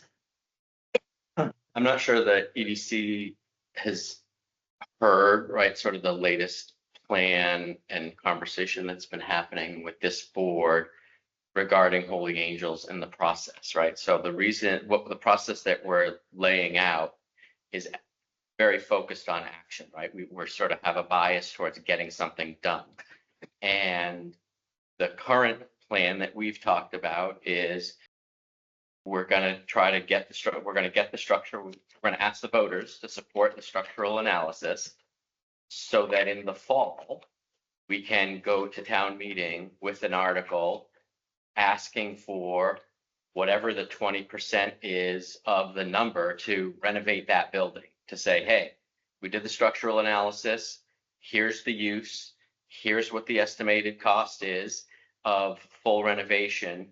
Are you willing to fund 20% for design, construction, engineering, and going for it? And that will happen in the fall. So we're on a pretty relatively quick timeline. It's not as though this is sort of languishing and nobody's paying attention to it, right? We're trying to converge, and we envision converging all of the great, incredible work that you guys did here. Like this, it's critical. And I'm a huge fan of full transparency, consideration of the entire sort of strategic options continuum, and letting people give us feedback. So I commend the EDC for taking that stance despite sort of the pressures of the public saying, oh, we want to save the church. We all want to preserve the church. The church is currently and already on the National Historic Register as of January 14, 2015 or something. So that was easily found by Google. So that status already exists for the church. And so the converging the process that I outlined for Holy Angels with the group of people that are trying to come up with a redevelopment, right? Like those are two parallel things. There's a private part of it, there's a public part of it. The public part of it is get the structural analysis, show up in the fall. The private part of it is develop the Upton Community Center for the Upton Arts, what is it? UACC, Upton Arts and Cultural Collaborative. I'll get that straight, right? So they're working on the private part of this, and that would be the group that would sort of advocate and say, okay, the town's investing to renovate the building. We've got a use for the building. Great. May not work, right? But that's the path to get an answer by November. So in November, we know, look at, we're demolishing the whole thing and we're going to put in housing, or we're saving the church because the community cares about it and wants to invest in it. How are we going to develop that now? Right. So I think that's sort of where we are. Well, what happened to the public-private partnership with that? No, that's exactly what we're describing. I mean, they're doing it, right? They've been here 3 times in the past couple of months to do that. Public-private partnership. The private part has to put the money into the building too, along with the town. That's why it is a public-private partnership. Yeah, that's fine. I mean, we can talk about that, right? Like that they've presented what their proposal was. But they had no to us. proposal on how much they were willing to put in until, of course, they hadn't gotten their 501(c)(3). That's totally fine. Like that's not, I mean, I'm not trying to debate that with you, right? Like that, let's bring them back and have them talk to us about it, like whatever our questions are, right? But if we're interested in pursuing that, then we should have that dialogue and conversation, and we can just figure that out. Right? Like I don't think that they have any. I don't think I know we haven't said what you're saying to them as a board. What we've said was your proposal looks good. You've outlined this. The town will pay for, we're going to ask the town if they're willing to pay to renovate the building and then hand a functioning occupiable building to you as a private organization to then run your programming. If we want to change that stance. No, I'm not saying, the very first meeting we had with them, was it Matt? Is that the gentleman that's working with? Yeah. Yes, Matt, yes. He brought up the fact, I said, you're talking about a public-private partnership, and he said, yes, we'll talk about that later on. I haven't heard any more about it. I mean, we're trying to do an analysis, a structural analysis. Yeah. And I can't vote on anything until I find out how much or how bad off it is or how much it's gonna cost. Of course, totally. I think that's it. That's exactly what we're saying. I mean, we're saying the same exact thing. So we're, from the EDC's perspective. Yeah. We just want to make sure that and I can say this for every volunteer board in town, right? That their work met. That you put in, you're going to a meeting, you're giving up your evenings. Michael spends a lot of time with us, you can talk ad nauseum, and at certain point, you want to see a reward for your efforts. So I think the more we have this actionable conversation, these actionable conversations is your describing what we're doing, the better off we'll be. The more momentum we build, the more change we can, the more change we can affect. So totally. And if we have questions or concerns, like let's ask them, right? Like now is the time, Maureen, to say, hey, wait a minute, I don't understand this. I thought, are you guys going to put in money, or are you just expecting the town to pay for this? Well, on the back of the sense. They were here a month ago. They come when we asked them to come. I mean, they're like. They didn't present one. I don't believe. They were here for a little bit. Yeah, I just want to make sure. I think what they're doing matters. I think that I mean, not that it doesn't matter. And That was a sticky point. I'm the chair, I'm talking. Even though the chair stuck her foot firmly in her mouth. Yeah, I know you say hammer. I might use it on you. Cut it out. I think we need to find out the viability of the church. Yeah. If it's not viable, then we have A, B, C, and D. Totally. And we have something that, again, we have Something that's doable. And it's right. Can't just keep holding on to a concept. I think the money will determine it. We'll go forward. Total. And I think we figured. May will determine where we go in November. Bingo. Yeah, That's it. That's right. And I think in the meantime, we have something to complement. that's right. Yes. That's right. That we can try and advance. That's right. Once the ANRAD is done, it gives us that platform that's ready then to go to the private domain. You know, we also have a parking plan that if grant funding were available through the resiliency, you know, because these are all, you know, it's all part of the cut FEMA resiliency funds. It's like, you know, there's opportunities, this is relatively, in my mind, relatively low hanging fruit at low cost to make a big difference in town. Yeah. I think, right. I totally. And I think at the end of the day, that's what people want to see is a difference. Yeah. And see You know? And we. And since we're ripping the whole street up, let's just keep going. all of the rides available for permeable paving. Exactly. Exactly. We, And I have property they can store it on. we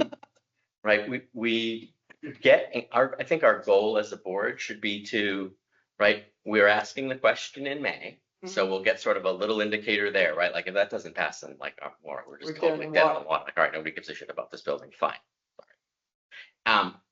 We got to figure that out. And then at that point, we have between May and November as a board to work with the private part of the public-private partnership to come to some clarity around what we would be willing to bring to the voters to vote on versus what we would expect them to bring to the table in terms of money, resources, whatever, like that we have between May and November to figure that out with them. Okay.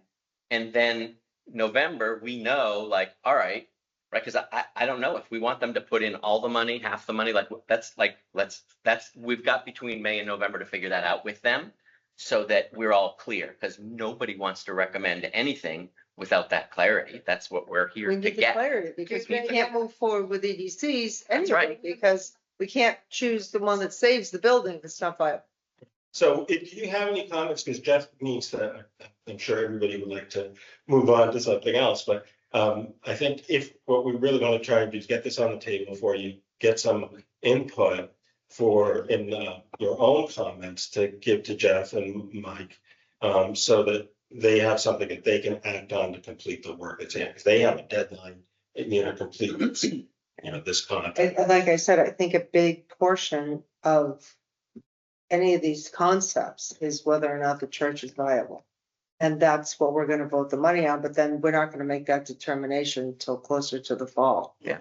I mean, quite frankly, but, people have been in, people have been out. There was a study done in 19, water has infiltrated, animals, all of the usual asbestos, lead, mold. We need to find out if it's structurally sound. Because as I said earlier tonight, water mold resonated.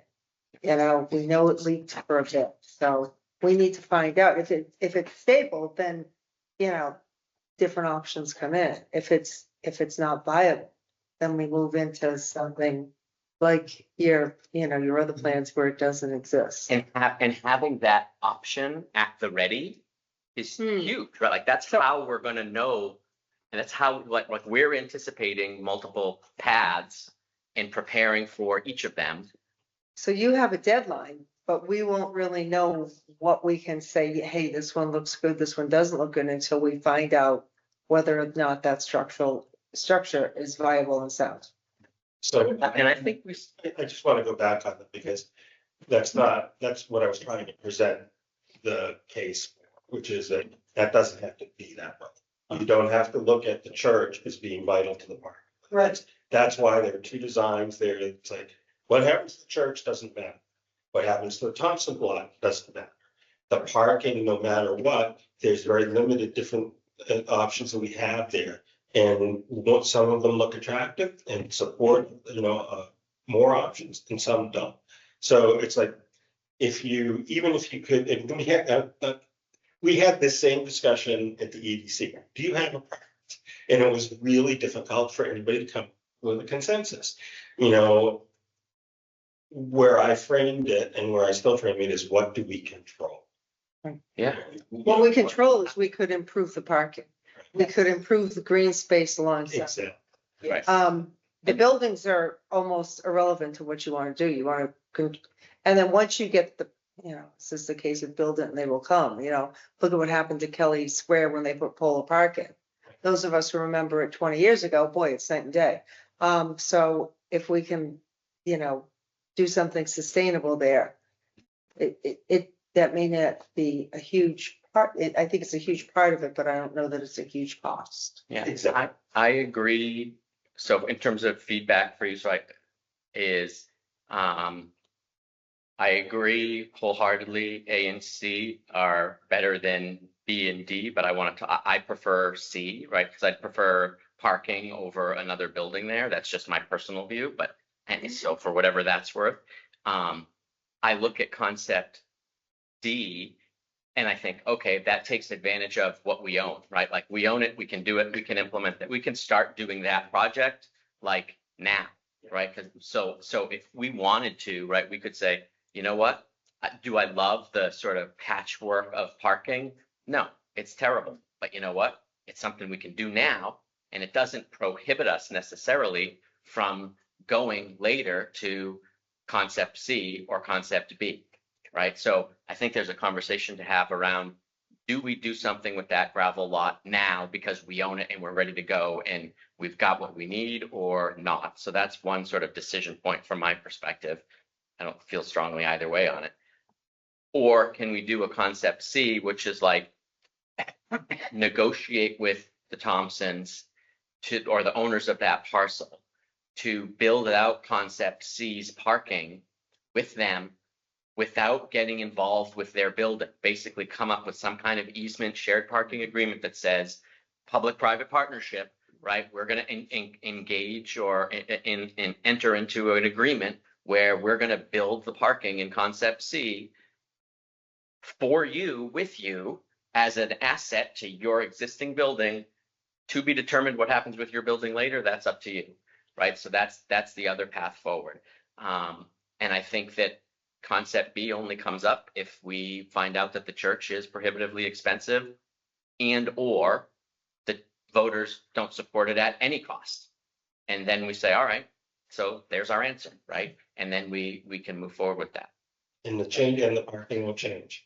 And the parking doesn't change that. That's the idea. That's the idea. That's right. Parking doesn't change. That's right. The being able to negotiate with the Thompson, say, you benefit, we benefit. It's just. Let's go. Let's go. Because once the roundabout goes in, there is no parking That's for right. Thompson's. That's right. And just to jump on what Brett said, D in its current configuration does cut us off from naturally extending into the Thompson block. That's right. In that C. So Yep. that sort of park area, I think that has to be removed, get things a little closer so that it's a modified C and D in that back corner. I understand it's pivoted because that's where the property line is. But even if it's an incremental easement in that bottom corner to sort of straighten it out a little bit. Mhm. One, it would give a way through that parking lot for Thompson to still access if we didn't want to continue up. As sort of like an intermediate plan, because they come in through that gravel lot and they drive their cars right in the back of that building. Exactly. So there needs to be sort of like a hybrid for that back bottom corner for C and D to then allow for a natural negotiation to get to a final solution of more in line with C. Right. Sort of Some- integrated parking, right? And they may, So I would say speak to Brenda Yeah. and see if she's on board with anything about the parking. But I think you're right, Gene. I think we need to do something actionable, and I think, like I said, the whole downtown's been, we're gonna be putting the bridge in, we've got it. This is the time to do it, not. Yeah, I think. Other piece of feedback. With the bridges. It's gonna be, we're gonna have the machinery right there. The other piece of feedback is on where you have precedent examples for mixed use. That center building, I would take that example out of there and put in a more aesthetically. Honestly, because it's just, Gene, you've done enough of these shows, right? Like, there's people that will just latch onto and react. Oh my God, don't put that in the center of our town, right? So put a building there that looks more like the one on the right, or some example that is a little bit different, but would be a building that people would be like, okay, that kind of fits with the historic character of the center of town. Just so it doesn't become a distraction like it is now. And something that maybe looks a little bit more similar to the old Thompson block. There you go. because They did take off a full floor because it used to be three stores. Take a picture from the town hall downstairs of the Thompson block before they took the Yeah. level off it and be It's like, down there. let's rebuild this. Put that picture here. Just because like, you're just trying to stimulate ideas and you want people to warm up to what we're doing and not like have a reaction, right? So I think that's. And I do help that, I do think that, you know, in an odd kind of way, the parking can help sell the church. Right. We agree. And whether it's the people that are talking to us or someone else, if they come in and they can see viable parking That's right. and, you know, our Incorporating infamous roundabout. attractive lighting. We've got that going around, we've got that going around the roundabout, you know, and we've got the decorative lighting over the bridge, this way. There's also a model with Concept C, right, where we say, you know what? We as a town couldn't figure out a way to do something with the church. But now it's got parking and we've got all this work done and we've got all this permitting. It becomes much more appealing to some developer to say, I'm going to put in those 3 units, those 6 units. I'm going to put in that. You know, Every developer, the questions and the problems that every developer I talk to have been answered by resource delineation work and a parking analysis. It's like, I know what I can do for a building. You just need to tell me what I can put parking there behind there. Because that's been the big thing. It's been the floodplain and you know, And the do you river. think the planning board like is on board with all of this and or if the conservation commissioner, whomever? The planning board's not giving their blessing on like, these concepts necessarily, but they've had an opportunity to comment on them. Yeah. And they didn't provide me with negative feedback. Right, sort of, and there's an openness to the idea of doing something with the property. I don't want to speak for the board, but I do think there is an openness to make something work. Yeah, exactly. And with conservation, you know, getting the ANRAD approved, one of the things for the town will be that next step, like especially we said we wanted to move forward on improving the gravel lot and even asking for a partial easement into Thompson to even it out because it would benefit them as well. The next step really would be then identifying whether the town would want to undertake the engineering and design work for that. Because one, we may want to fund it ourselves on the gravel lot because once Grove Street and the pedestrian bridge is in, we're gonna want to improve back there. And that would be something that, one, we do the engineering, maybe we're then in a position to work with the developer. If not, then we'd at least have the parking to then go and try to do ourselves. Because we know everyone always raises parking. Yeah. Yeah, the other thing I would add is, I know it's hard, but connecting that area to the VFW in the playground. I mean, I know it's like sort of in here's a little thing, and I know it's like you're within the floodplain, you're in wetland areas. Making that connection would allow people that are at those sporting events and at those kids events to flow much more easily to grab an ice cream, grab a sandwich, get something in whatever is built over there, as opposed to having to go back out and around the front and down. So it's a little thing, but I think that, you know, we all know the benefits. Water is an attractive nuisance, as they say. Yeah. I've been at both sides. I've been down at the brewery. Yeah. And watched kids come running across the stream because it's fun. Yeah. And I've been on the other side at That's right. At the church, I mean, at the community center, watching the same thing, trying to navigate logs without falling in and falling in. That's right. I mean, they're doing it anyway. They're doing it anyway. And I've walked on that They just bridge. haven't seen the snake yet. That's right. And I've sort of walked on that bridge up and down there and sort of scoped it out. I'm like, all right, I think there's a there if you like, because the key is the grading, right? Like it has to be accessible. Be able to sort of make the trip with the grading to flow in behind the ball fields and the playground, right? So you're sort of going to have to come up around that little ridge and follow it up You get a shallower, it's gonna be shallower and a longer path. That's not a bad thing. That's exactly Right. it. So anyway, I think this is awesome. It's great work. Thank you to you for doing it, for the EDC for their leadership and wisdom and guiding all of this. Very grateful. We had one member at the EDC on, looks like on, do you have any comments? Julie, did you want to add anything before?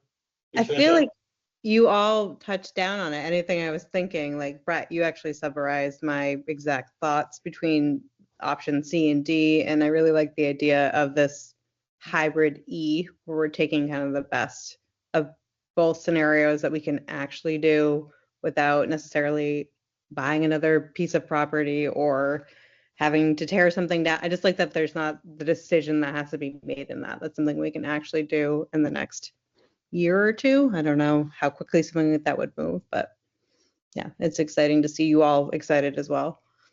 Yeah, let's go. It's time. It's time for action. Mhm. Yeah. Yeah, we appreciate Great, it. great, Thank you great for work. Thank you all. sitting here through our Thank you. circulating meeting. Anything else you need from us now that's useful? It was, no, what, it was whatever comments you had tonight. Thank you. So that's great. Mhm. We'll finalize the report and get this wrapped up. It's, funded by the grant, which expires with the fiscal year, so I gotta get moving on it. Okay, Okay. okay. We appreciate it. Thank you. Thank you Thanks. so much. Thanks. Really great. Thank you for your time. Awesome. That was great. Everyone ready to fly through the rest? Kind of. All right, the dog bylaw amendment discussion. Maria, you get huge brownie points for hanging out this long with us. Is it So- an amendment or is it an It's, addition? so, so in the board's packet is a, sort of the final language that, I proposed for meeting what basically, Mike Moran, our animal control officer, had requested. So namely in that section B, adding the language, including recreation fields, facilities, or the parking lot at Kiwanis.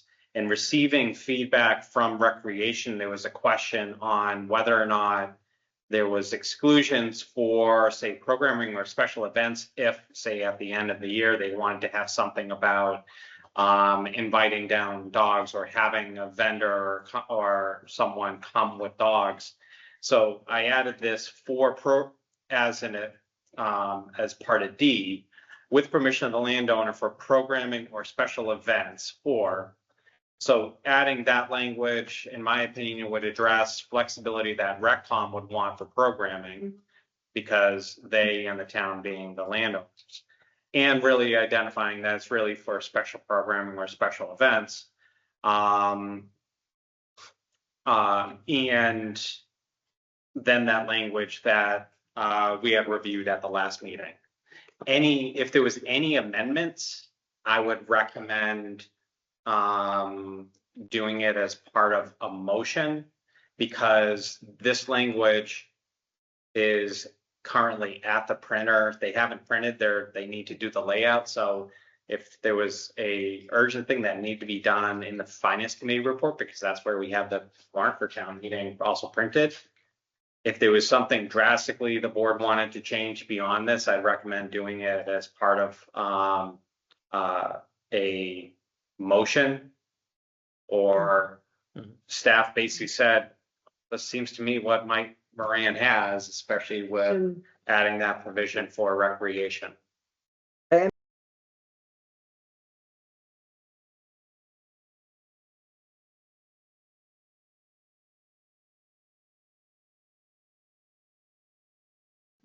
Baby got out of bath, so now I have to remove myself. Hi, yes, actually, I appreciate adding the special events. My main question is actually on a different topic, so I don't know if you want me to. Great. So really, it's about enforcement. So currently, we all know no dogs allowed at the beach. We enforce no dogs on the fields during all that same time period. And the lifeguards and gatekeepers and kind of staff on site really are the ones enforcing that. And so in order to add parking lot and trails and those types of things, I guess my question is really how that's going to be enforced. Currently, we have a pretty good system where people will show up. There are signs posted that there are no dogs, and often people don't realize, they get settled, their kids are going to the water, all of that. And we have a pretty good system where we can just say, hey, you're welcome to take them for a walk in the trails or hang out in the parking lot, but not on the beach. And it makes it a pretty easy process. Asking them to fully leave is going to just be a much bigger undertaking. So I don't know if it's something especially this quick that we would be able to train for, push for, that would add to refunds, and just there would be just a much bigger add-on in terms of enforcement if it is going to fall on my staff. Well, I think that's why when Mike Moran came before us, we thought this was going to be run by you prior, because that was our question, is how is it going to affect you? Obviously Mike is the enforcement, but I think the gate person would have to say, if they see the dog in the car, I'm sorry, you can't come in, because then there is no refund. Sure. And that, again, we do currently do that. I'll be honest, they don't see the dogs pretty often, and so then it falls on the beach director and the lifeguards. Again, currently it's not a huge undertaking because they'll stand on the other side of the fence, their kids can hang out in the water, and problem solved. Most people don't have typically a big issue with that. Asking them to fully leave is just gonna be a harder ask for any of the dogs that do get allowed in. So then my follow-up question would be, why did Mike bring this forward? Why does he think?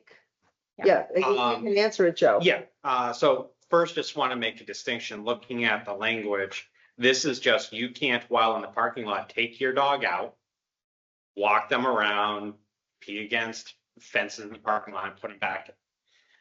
If someone was dropping a kid off at a program, had a dog, and came back out, you're allowed to do that. Of course, it would be illegal to bring your dog, leave them in the locked, and then go beach and all that stuff. But this just says no dog shall be allowed upon any public beach in Upton, including recreation fields. But so it's really on, not whether or not they're within the car, because they could be just dropping off. The other thing is that dog could be a seeing eye dog, different, but then there's another exemption. The specific reason was that beach was pretty straightforward, but there are other fields, namely like a softball field. You take a dog and you're watching a game, and potential for believing themselves in that area, or while there's no activity, is someone just taking, well, I'm going to take my dog for a walk, going through the soccer fields or any of the other recreation facilities. He didn't want any of that.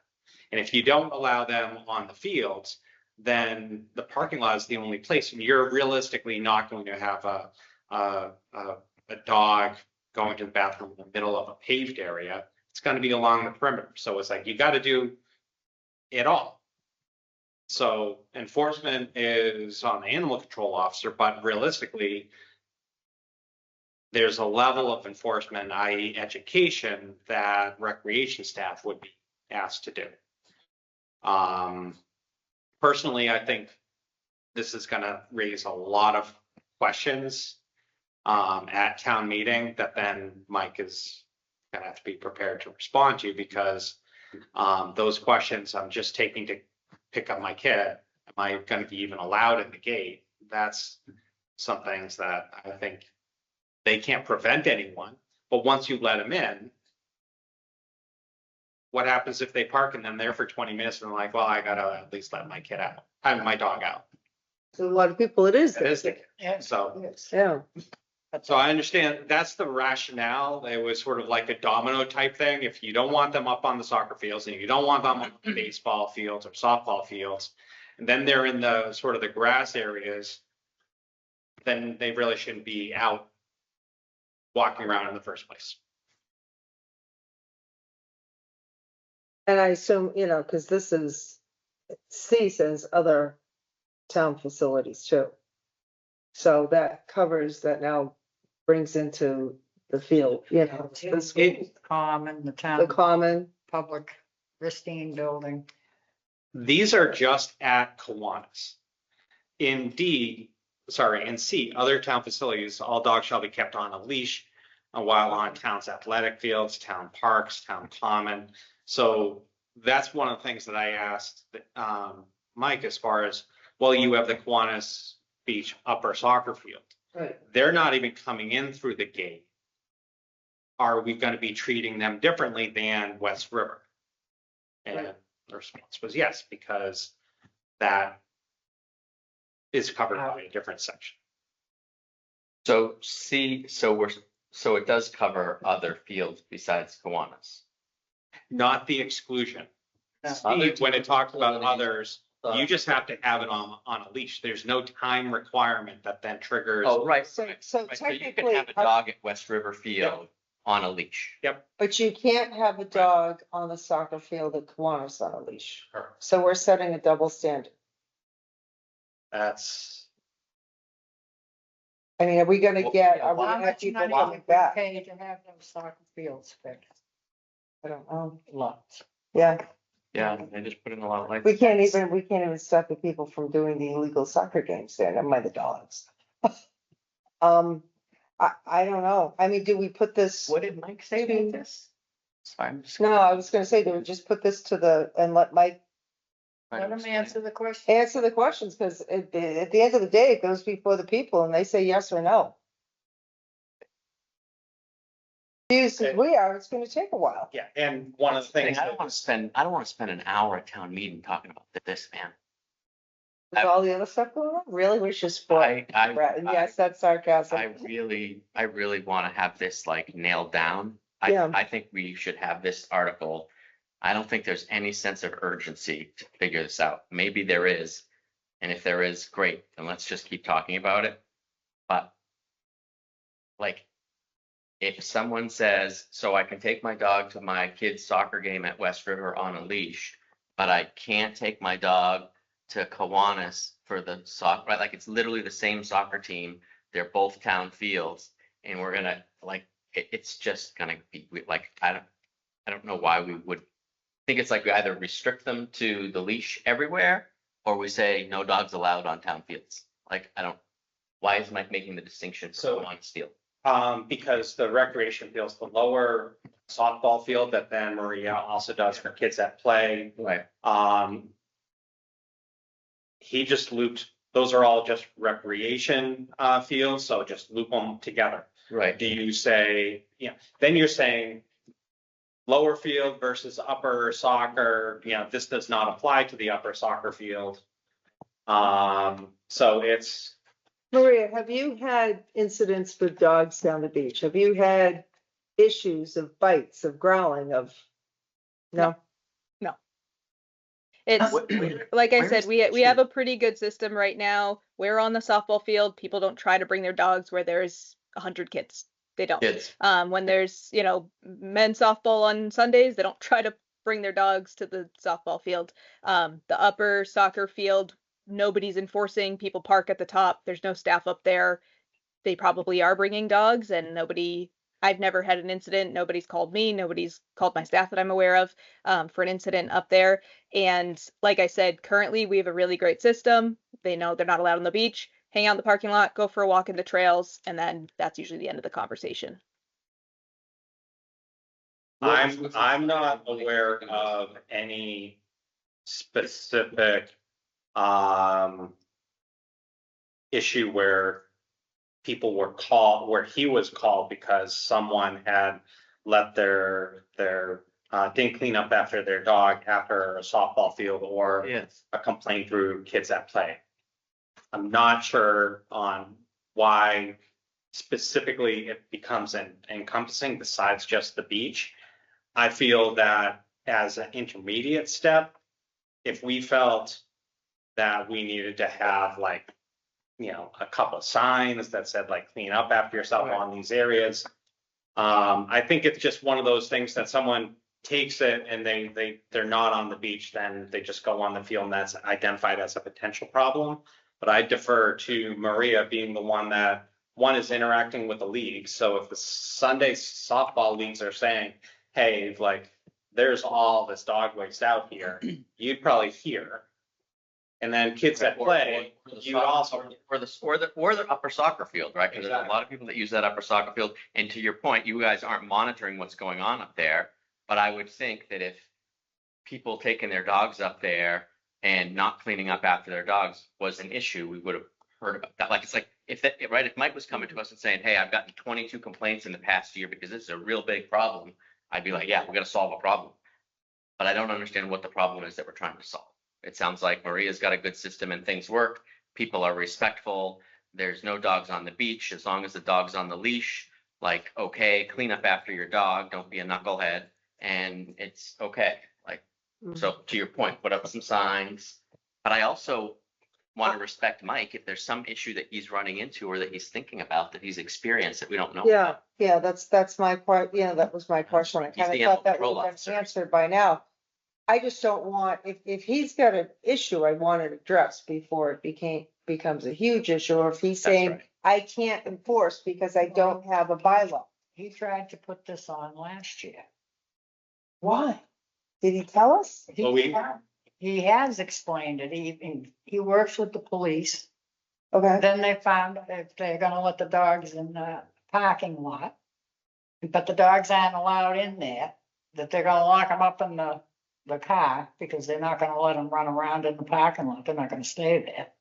Then they call the police first and then they call Mike and so he's had an incident where dogs have been locked in the car and they get called in? I guess, I don't know. I'm just saying. So I mean, that seems like if a very we put normal this- natural process. Like if we you have put this anywhere. in like this, do we have another meeting? We could bring Mike in and have him explain. Yeah, it. one, I while think he we can don't have one scheduled, we could easily schedule one for April 29th, which is a Tuesday. When does this go to the printers? Cause we It's, throw this in and then pass over it, right? If it's You at the could. printers?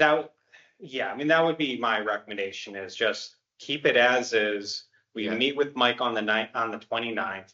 Yeah. Just say, what's the final things, because he may provide a good reason, Right. but maybe we just need to tweak the language and then we can do that in a motion. Motion, yeah. But we needed your input too, because Yeah. we're kind of, well, you see what we're doing tonight. We don't know. That's right. It's the and it's also like, we got to think about the operating reality of like what actually happens in the world, right? And Maria, you're the one that's there and knows what actually happens in the world. Like, Right. so, and I But want to if be we're respectful, getting like, calls, if Mike's getting exactly, if calls, there's issue and or our police are police getting are called coming 3 down. times a year, right? Like, do you recall any if occurrences where the police have came to the beach to deal with a dog in a car? that Literally you none. recall?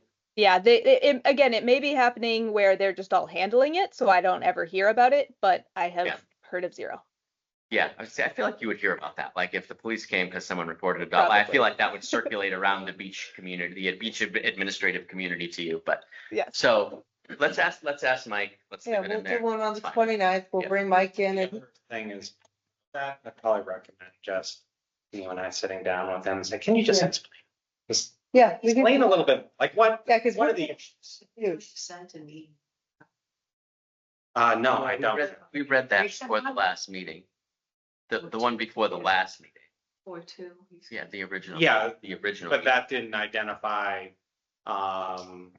specific, like we've gotten The 5 rationale. calls to the Yeah. police. Yeah. for people to come Yeah, down. I get calls or people complain or my phone's ringing or what have you. What did he say in it? Remind me. Why should we take a Tuesday off? We seldom ever do. Oh, I don't know. I go every Tuesday. Well, Yeah, well, that's what I mean. Let's bring him in on the, we'll sit down with him, Joe. We'll bring him in on the 29th and then we can determine, we'll get, because this has to go to the printer. So we send it to the printer, we can always pass over it. Exactly. That's the easy solution, I think. yep. I'm with you. All right. No action. Thanks for hanging out, Maria. All right, have a good night, everybody. Thanks. See ya. All right, next. Vote to open the warrant, amend or insert articles, and to close the warrant. So, because there was that language, it would just be, and because I added that last part, technically that wasn't what Mike originally submitted, so I'd recommend just button things up so we have it on the record.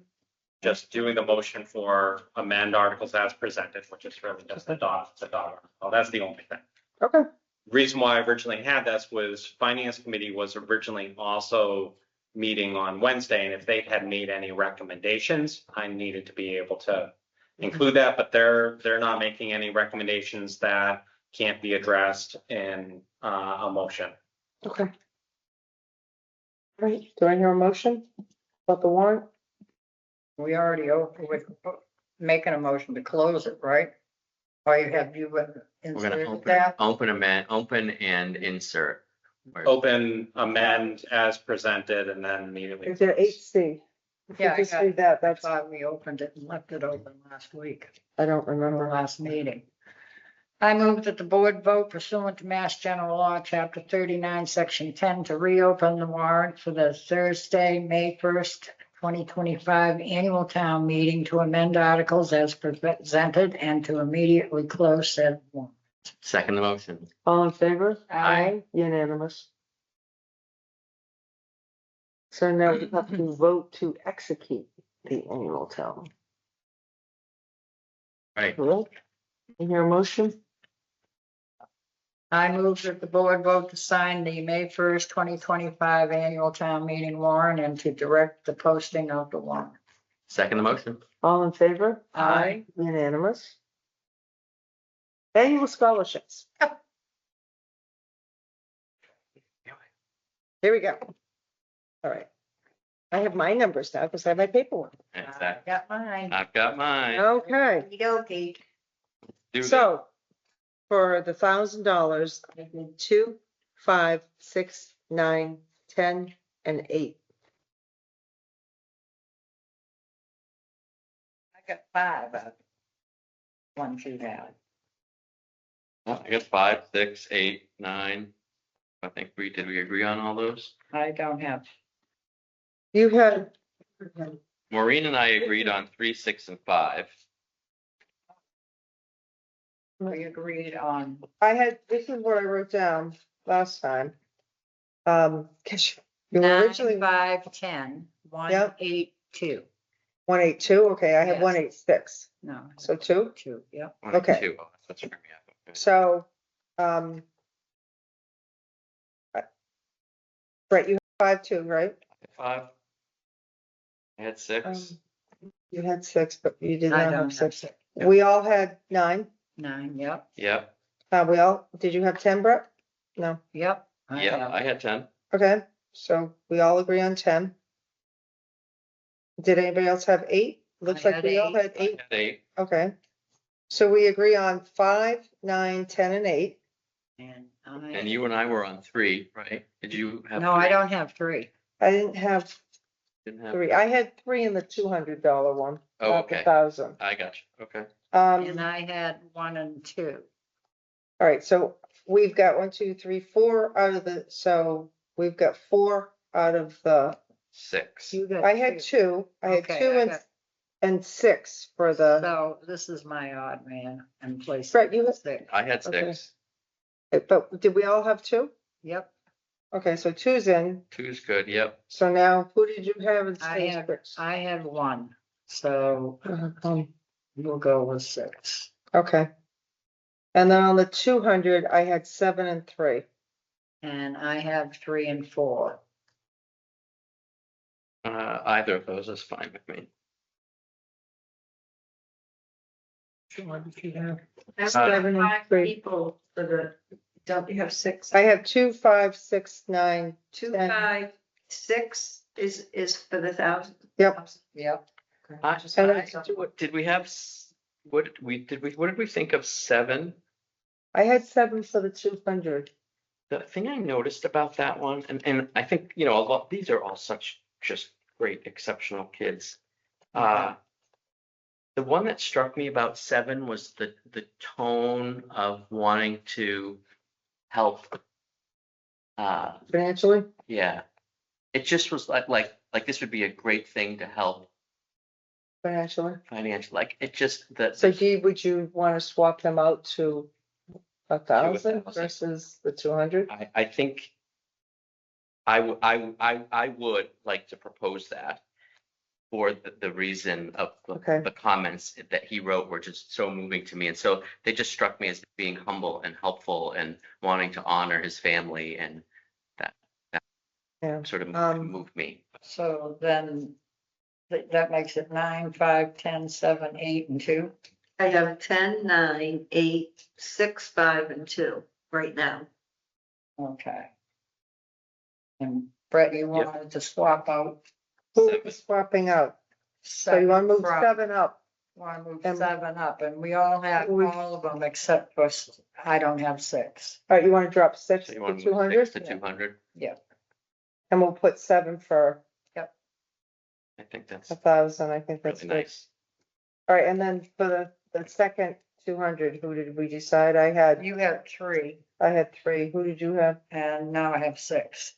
3 and 6. Yeah, 3 and 6, because Right. we moved her down, right? Yep. I was gonna Are say you- I had both 3 and 6. Okay, so Did you 3 and Yep. 6 for the 200? Yep. Okay. That Yep. was easy. I didn't think it was gonna be. Yep. Yep.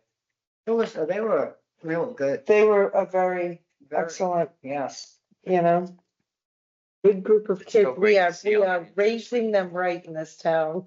It's just such a privilege, isn't it? It is. Okay, so draft amendments to budget transfer policy.